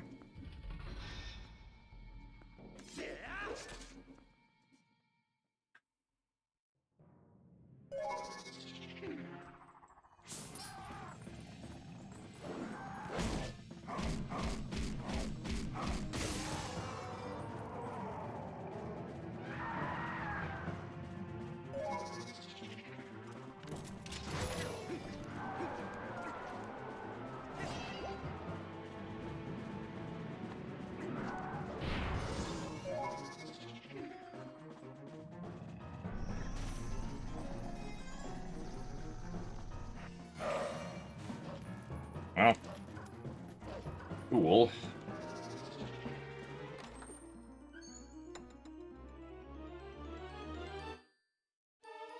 I guess not quite 20 seconds, but still an unfortunate amount of time.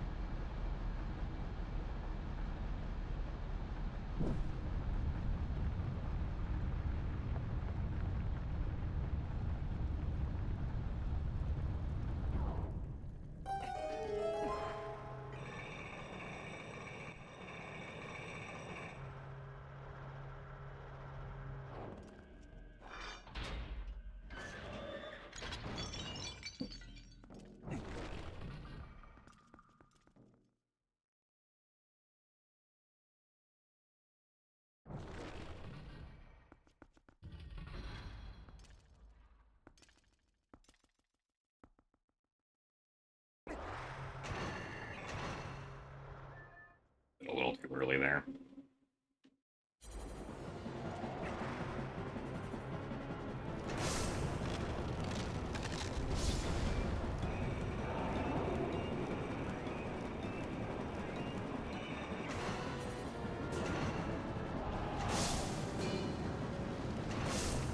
And a little bit of a slower cycle than usual.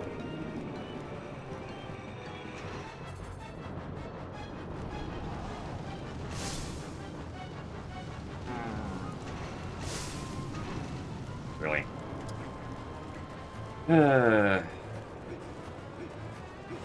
Not the worst possible outcome on that cycle.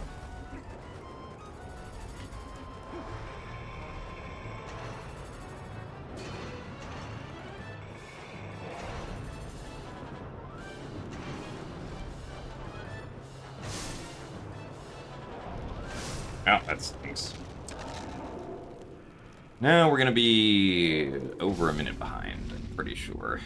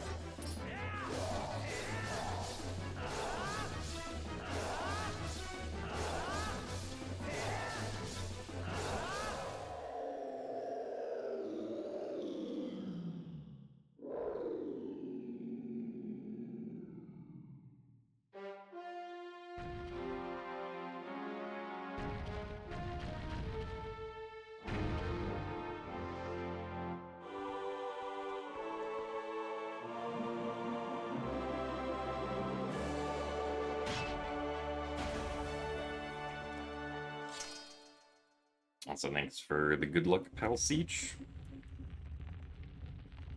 Hello, you are here because you were promised a knock-knock joke by Gymnast86. You hope you weren't bamboozled. I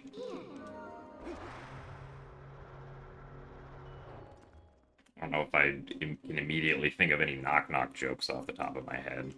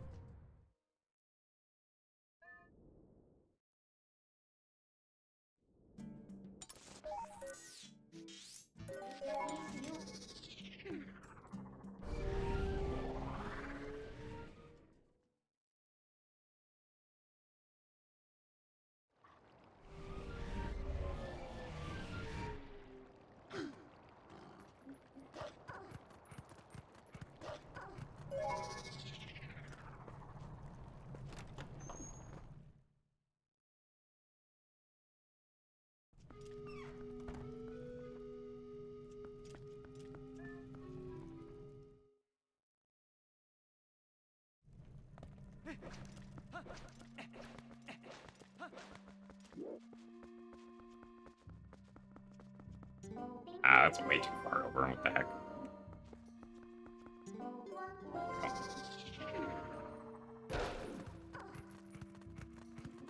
Little slow, unfortunately.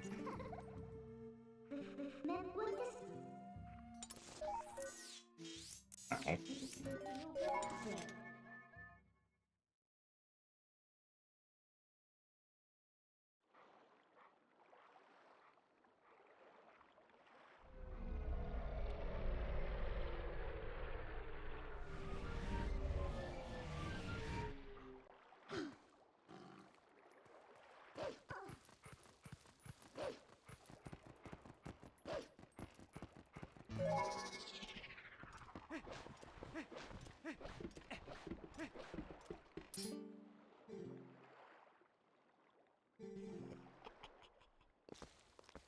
So thanks for the good luck link on.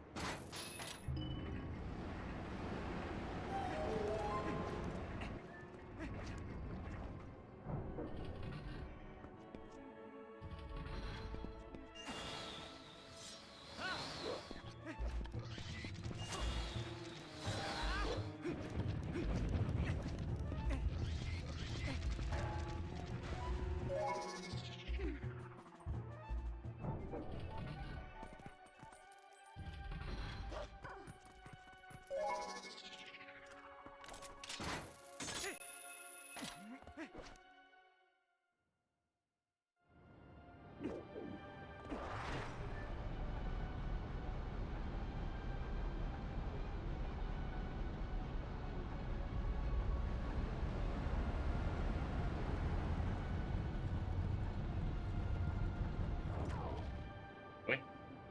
Guess we didn't get a roll there.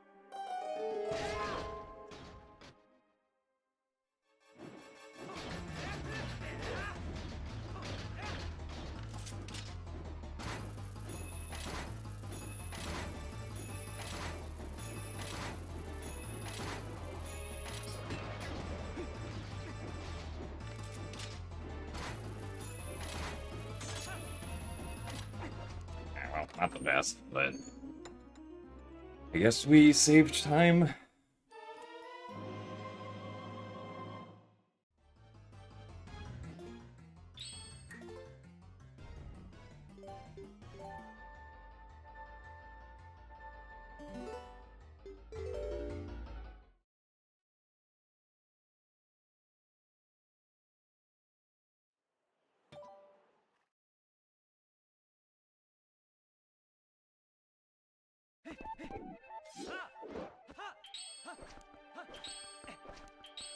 Oh my god, I'm messing up all my equips.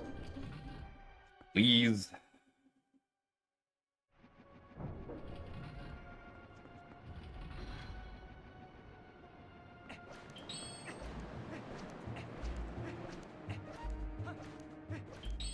There you go.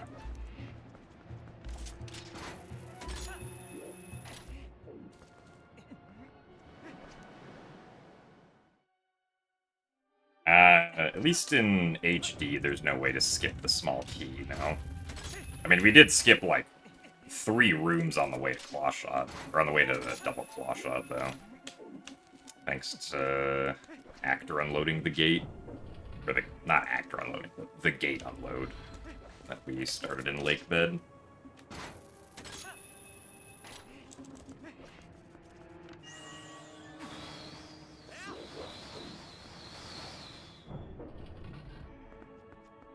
But we are going to skip basically everything on the way to the boss key chest, which is pretty nice.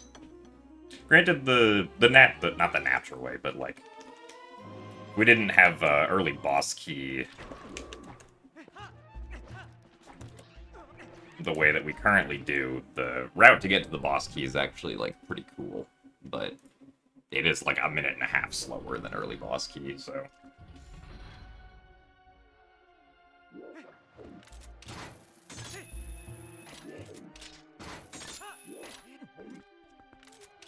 Two-handed grab. Nice two-handed grab again.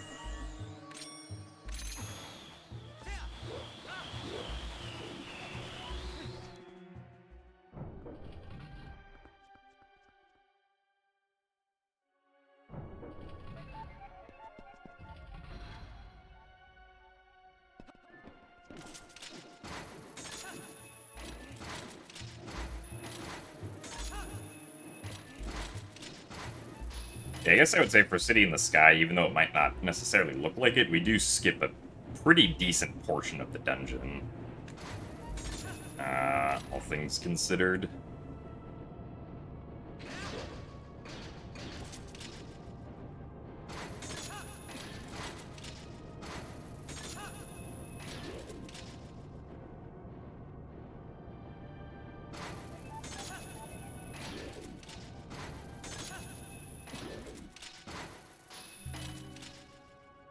I don't think we're going to be skipping double claw shot anytime soon. Well, I guess with early Hyrule Castle, we'd skip double claw shot.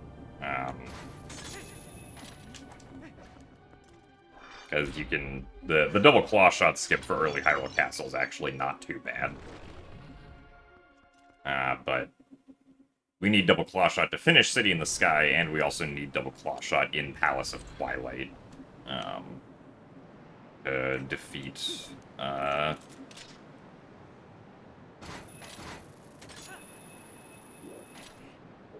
I guess to specifically to get the boss key to defeat Zant. But there's no way of getting the boss key without double claw shot in Palace of Twilight.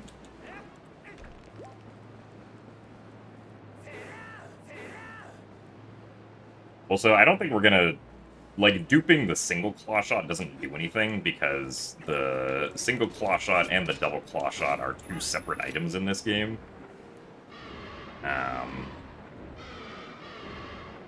Like, if you get the single claw shot again, you just get the single claw shot again, right? It's not like Randomizer, where the items are progressive. They're hard-coded to just be different items in different places.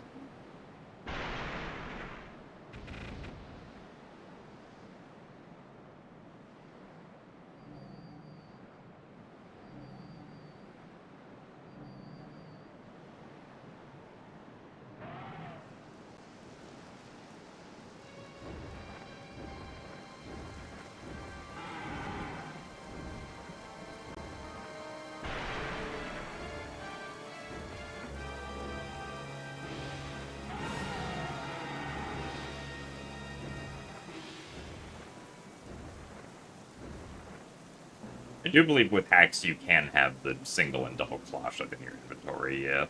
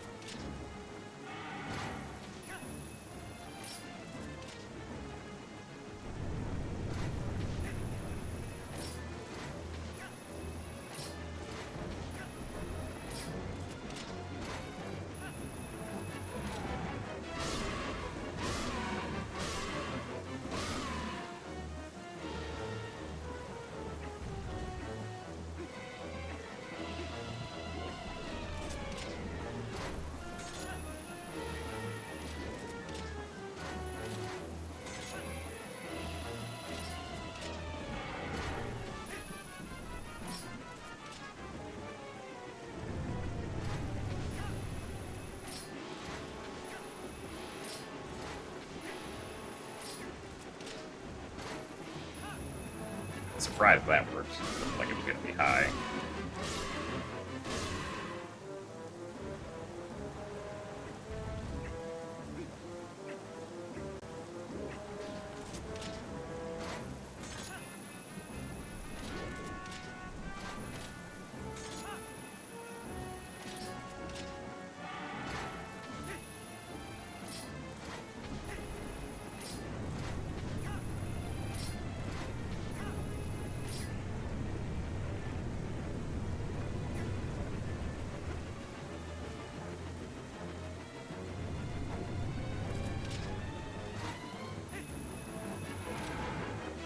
Alright, well, this split was good.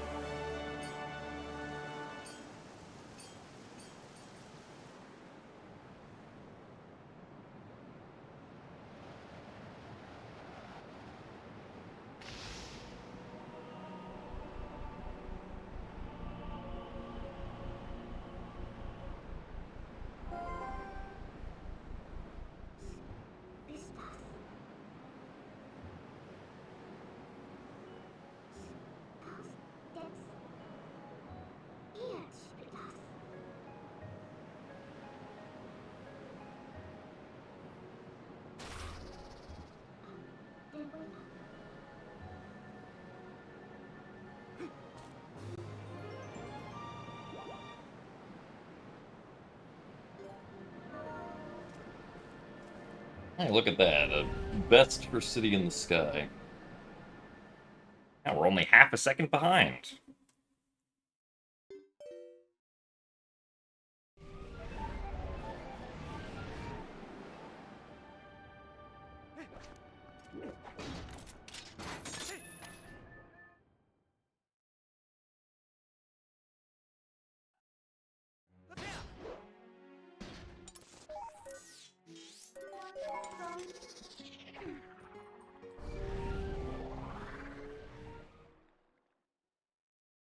So thanks for the good luck, Rose.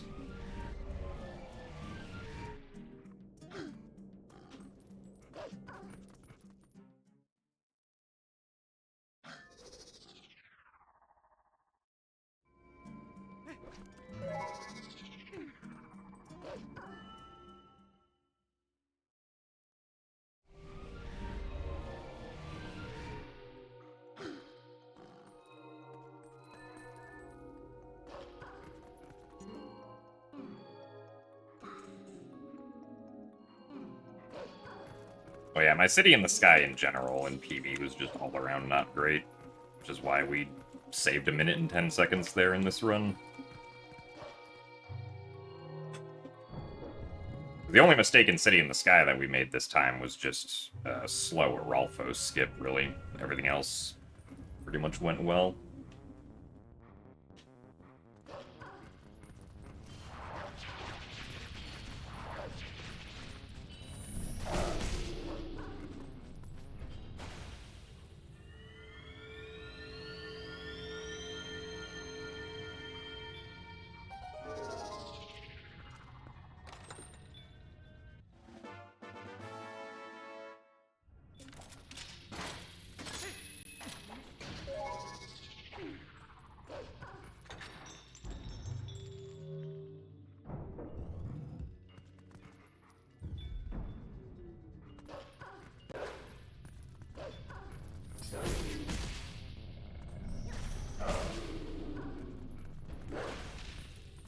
Nice bonk.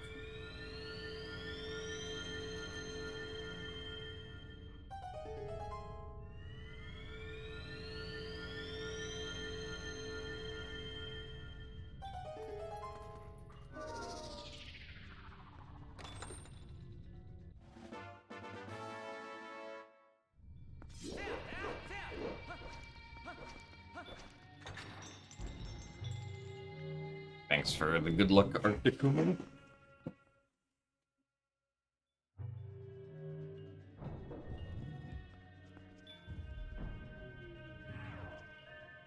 Also, thanks for the raid and the good luck kit.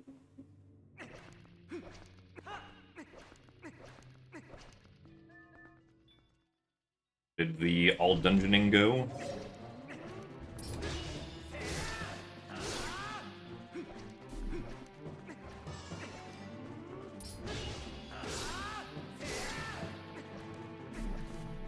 Oh, nice. A center spawn. The RNG actually worked in our favor for once.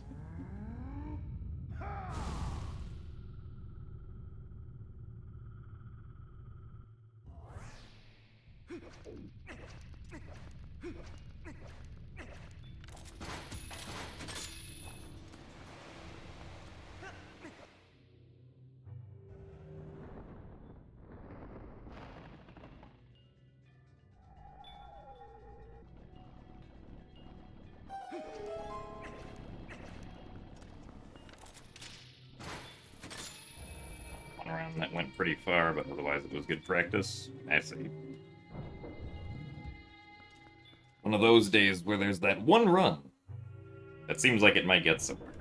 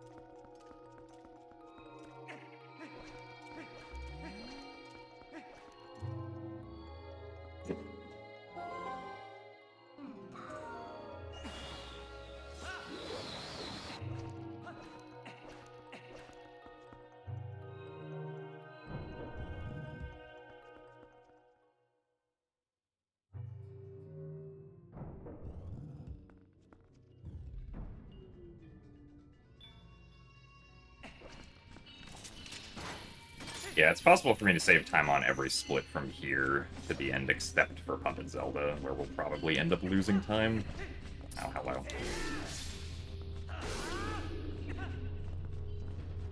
Unfortunately, we're gonna be a little bit safe with this.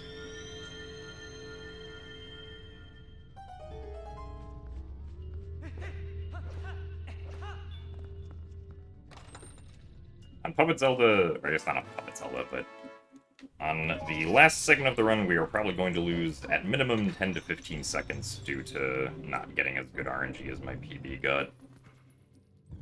But we could lose more.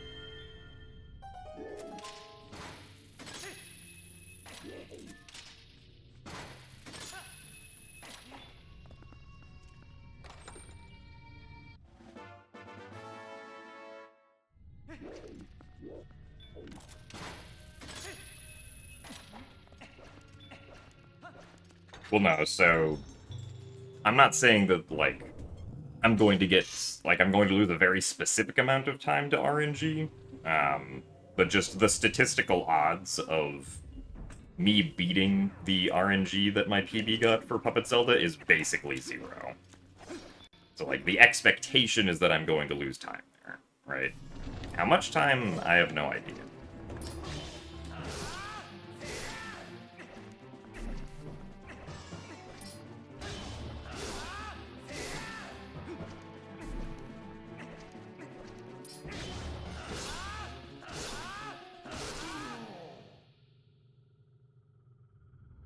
And we also can't manipulate Puppet Zelda's RNG either.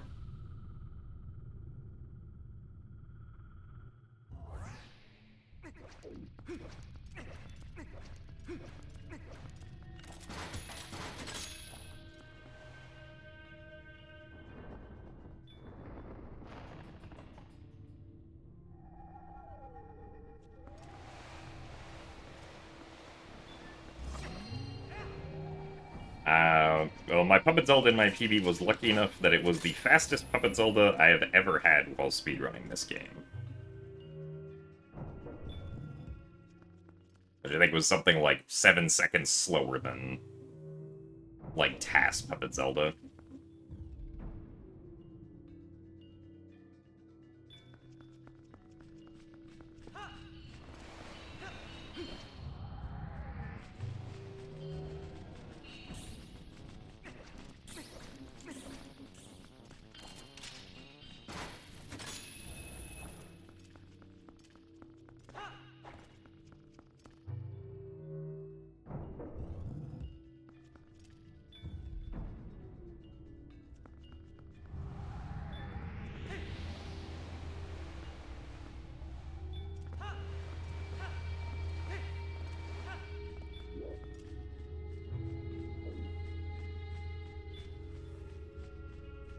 Well, I just like the Legend of Zelda franchise in general, I would say.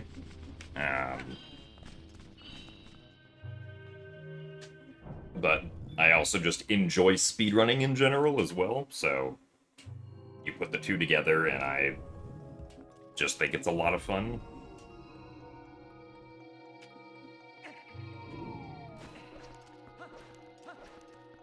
Granted, I do tend to focus on the 3D Zeldas for speedrunning.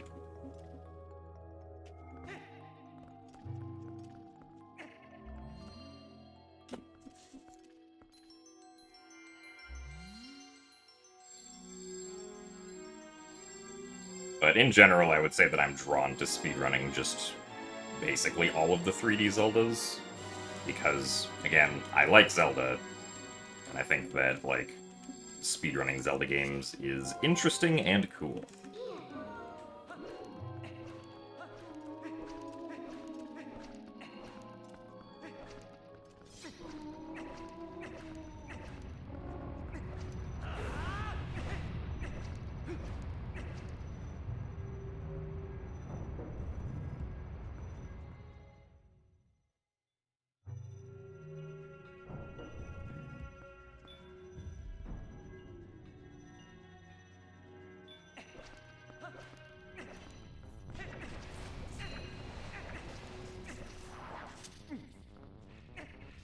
Ah, that angle for the throw is kind of bad.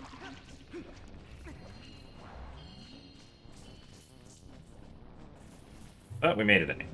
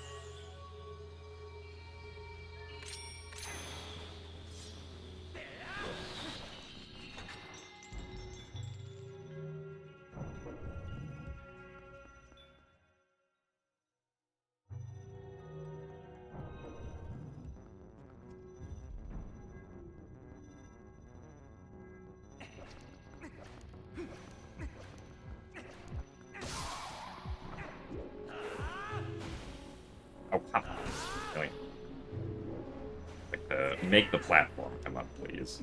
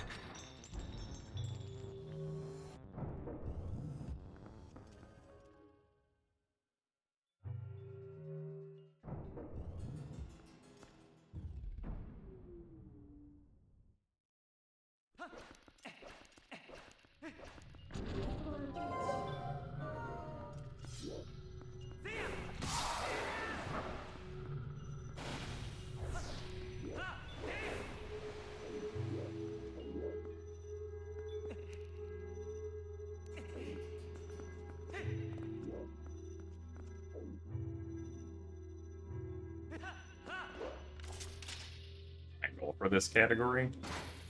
Just PB. I don't have any sort of specific time goal in mind.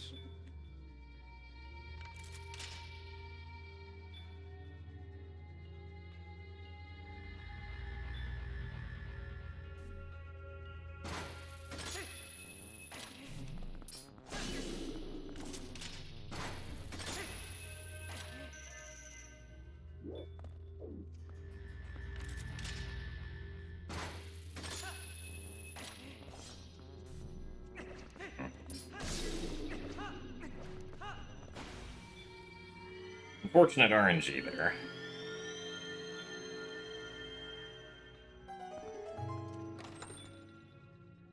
Well, yeah, losing only, like 1 minute to sum of best per hour is also sort of like a general goal. But it's not like a hard rule for what I want my goal to be, necessarily.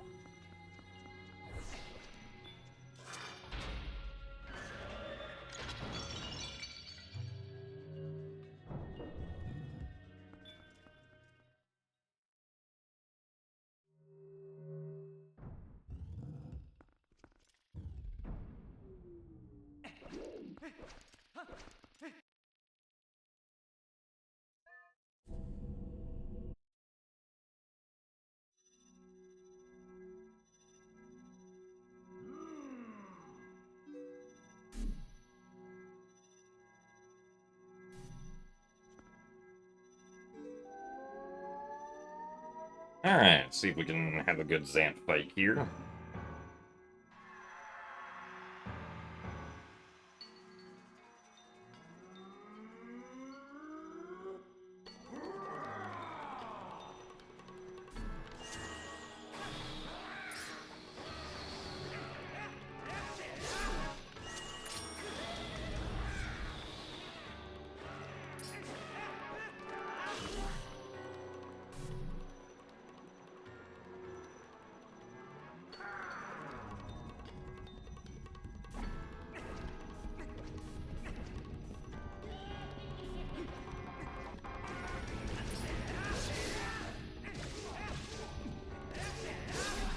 Really? That was too early?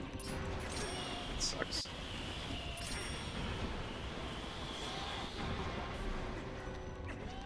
Come on, really? Oh well.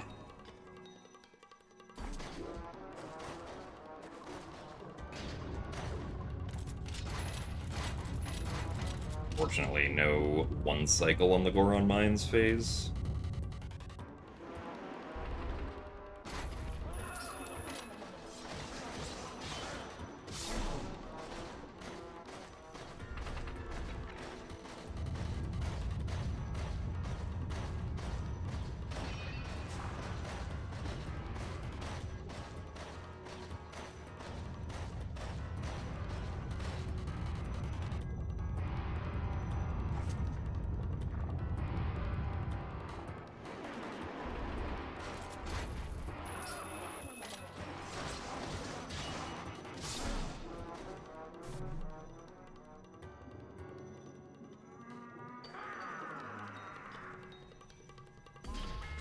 Oh, come on.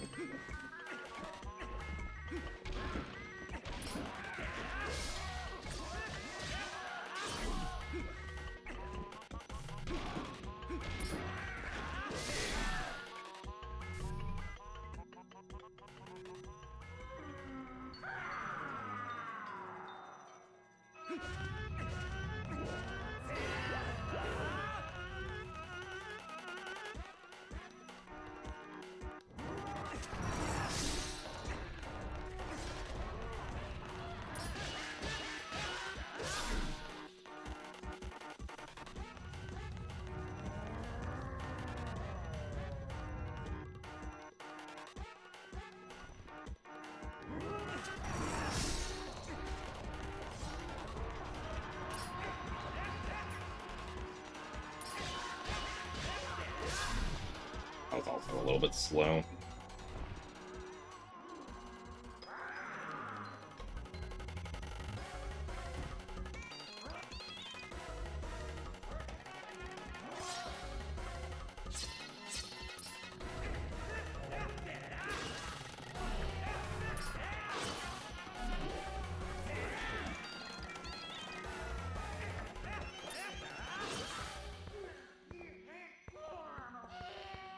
Unfortunate about the Dangoro phase. Otherwise, this probably would have been decently close to best.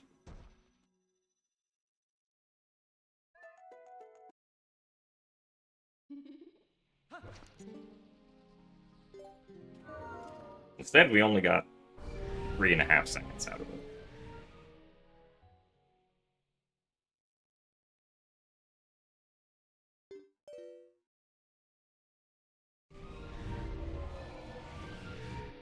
What do I think of the Wii U as a console?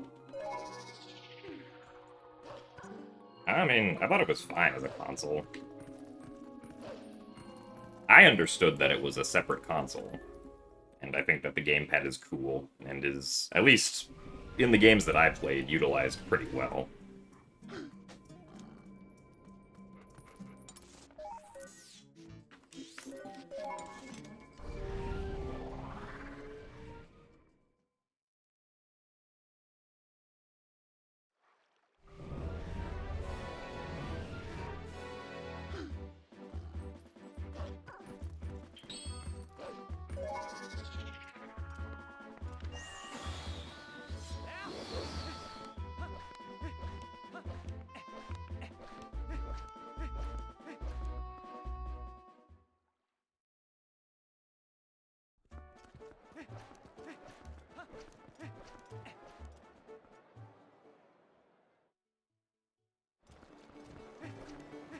The following since 2015. Dang, that's a long time. That's 10 whole years.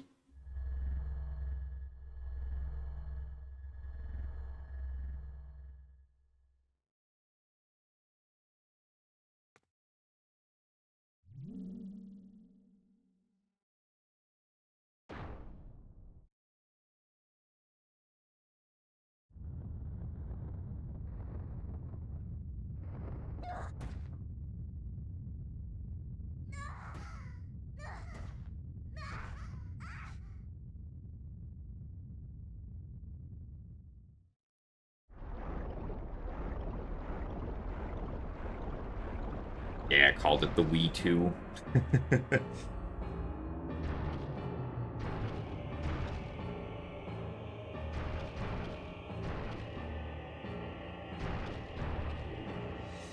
Nintendo likes to, or at least Nintendo used to like to be quirky with their console names. I guess the Switch is still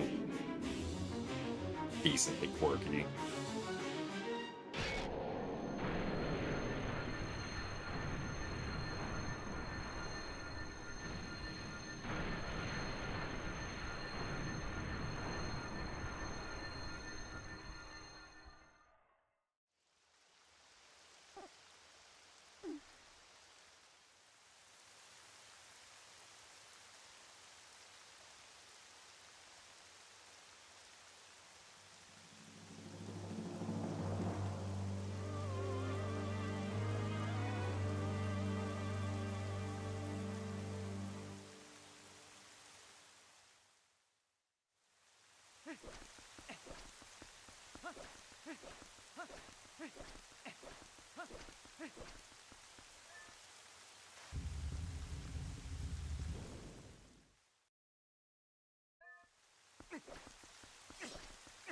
Why did I take out my sword? Did not need to take out my sword.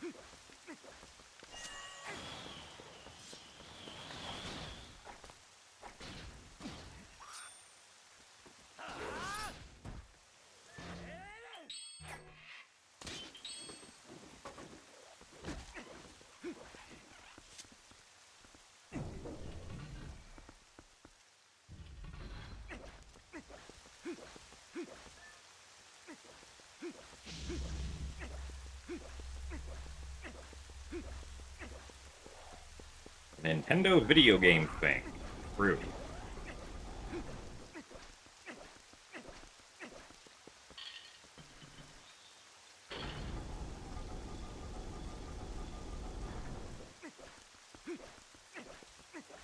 Still like the, Allow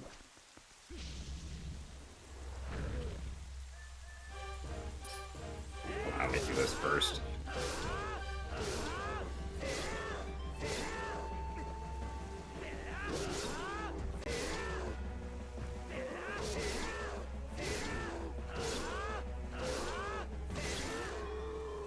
I like how in the, like, developer interviews for, like, the making of the Switch 2, they were like, yeah, we considered calling it the Super Nintendo Switch, but we felt like that would give the wrong idea since the original Super Nintendo was not backwards compatible with the NES. Whereas the Switch 2 is backwards compatible with the Switch.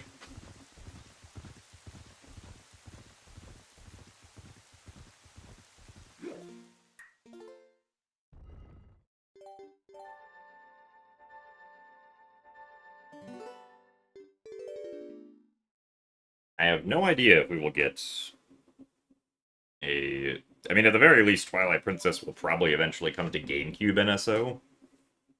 I don't know if we'll get another remake like TPHD for Switch 2, though. Maybe if Tantalus Games is working on it or something, because they were the ones who made the Wii U version.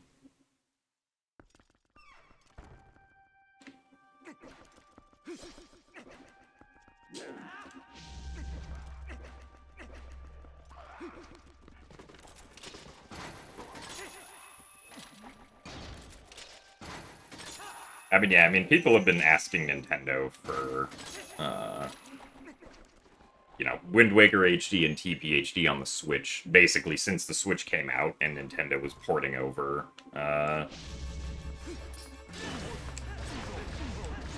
like, Wii U games from Wii U to Switch.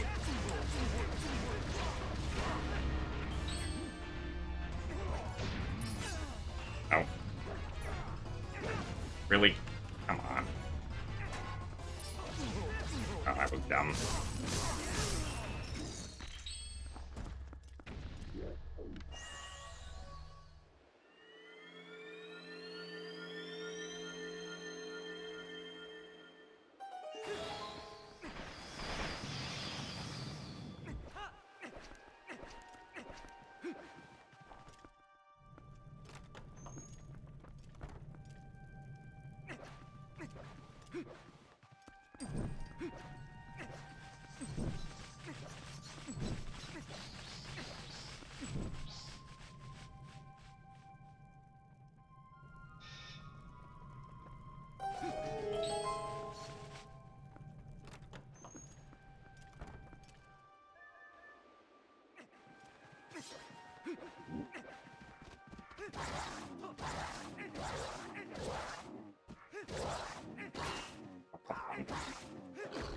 Really? Yeah, well, that was not great.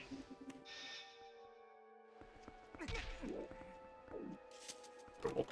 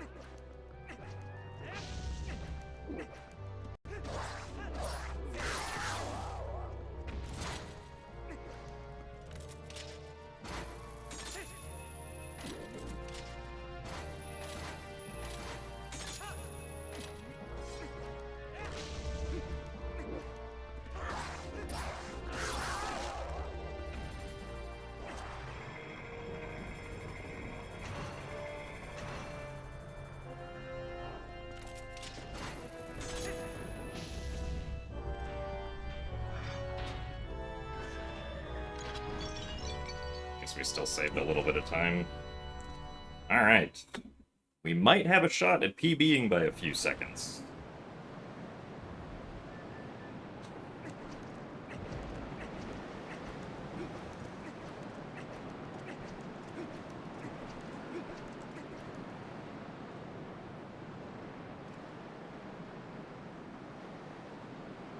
sub 312 is not possible.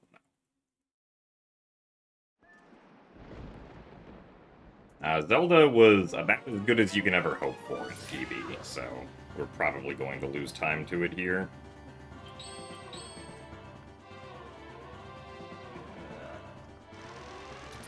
Oh, starting off with the energy ball, though. It was a slow energy ball, but it was an energy ball at least.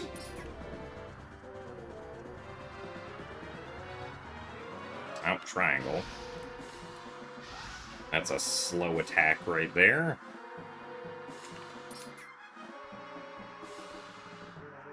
Out triangle again. Now minimum 8 cycles.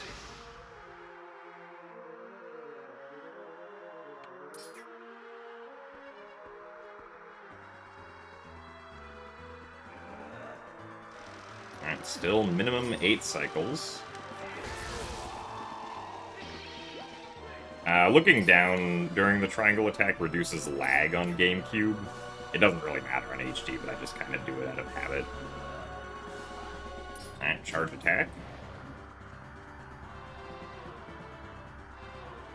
Oh, triangle attack. At least the time between those 2 cycles was quick.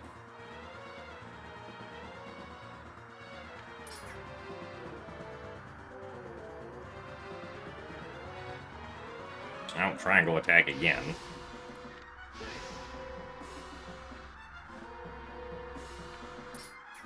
Yeah, I look down because I'm sad that it's a slow attack.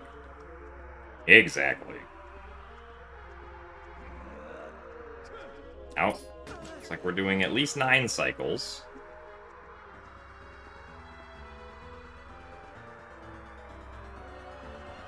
Oh, at least 10 cycles.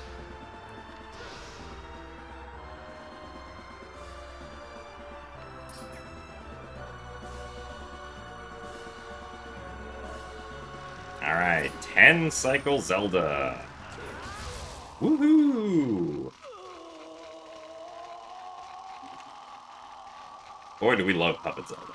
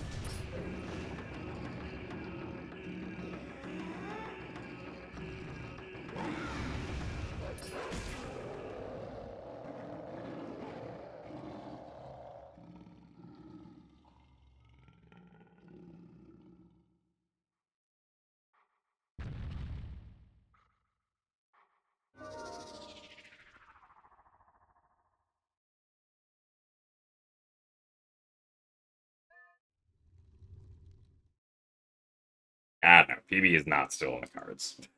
Puppet Zelda wasted too much time, unfortunately.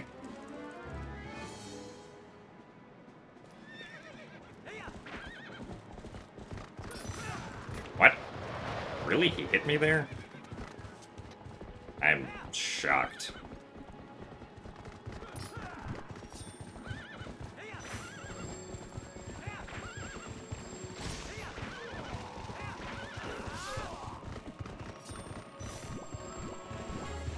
Ah, darn it.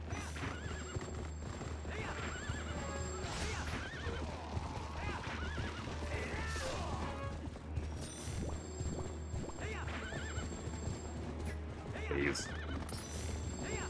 I don't know how Ganondorf moves on this path. I didn't know where to turn.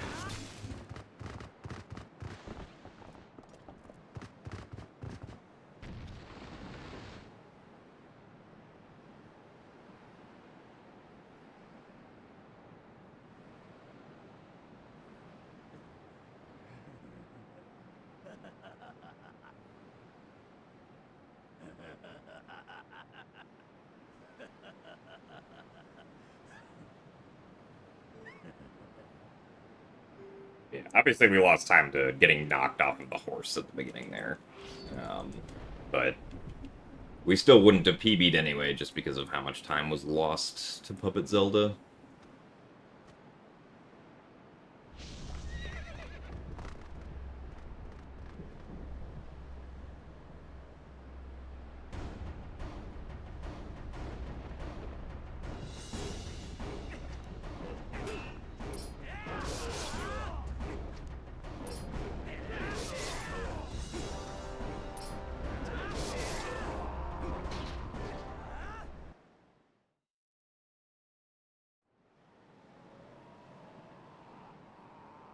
Yeah, we lost. I think that was like 50 seconds to Puppet Zelda, and then like 20 seconds to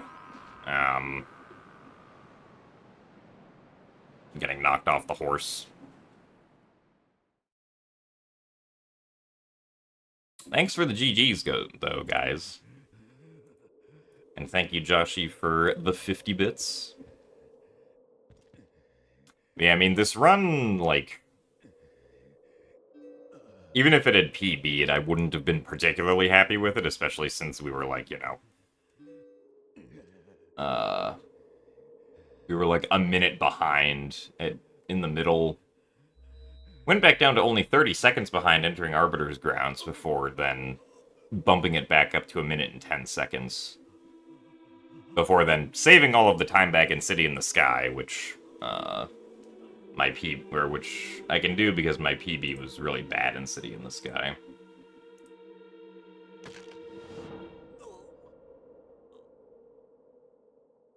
But hey, that's my 50th completed run, according to LiveSplit. So that's neat.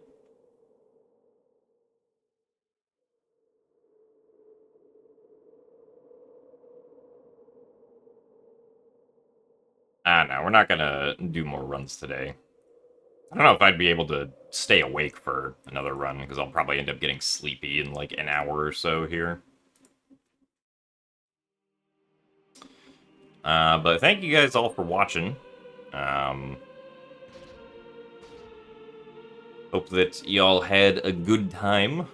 But yeah, with how good my PB's Puppet Zelda is, I have to go into Puppet Zelda like a minute ahead to be confident in being able to get a PB.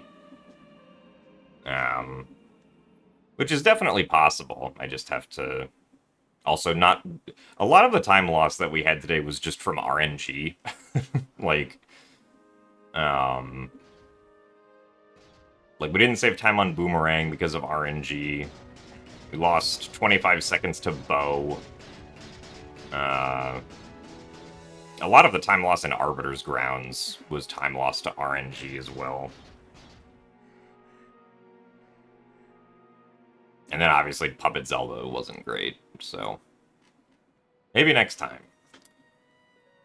But yeah, so next stream is going to be on Saturday. Well, actually, Saturday and Sunday we're going to be doing the Skyward Sword Season 3 Randomizer Grand Finals match. So I'm coming in from the losers bracket, so on Saturday we'll play 3 games of the first match. If I win 2 out of 3 games on Saturday, then there's a bracket reset and we do another match on Sunday.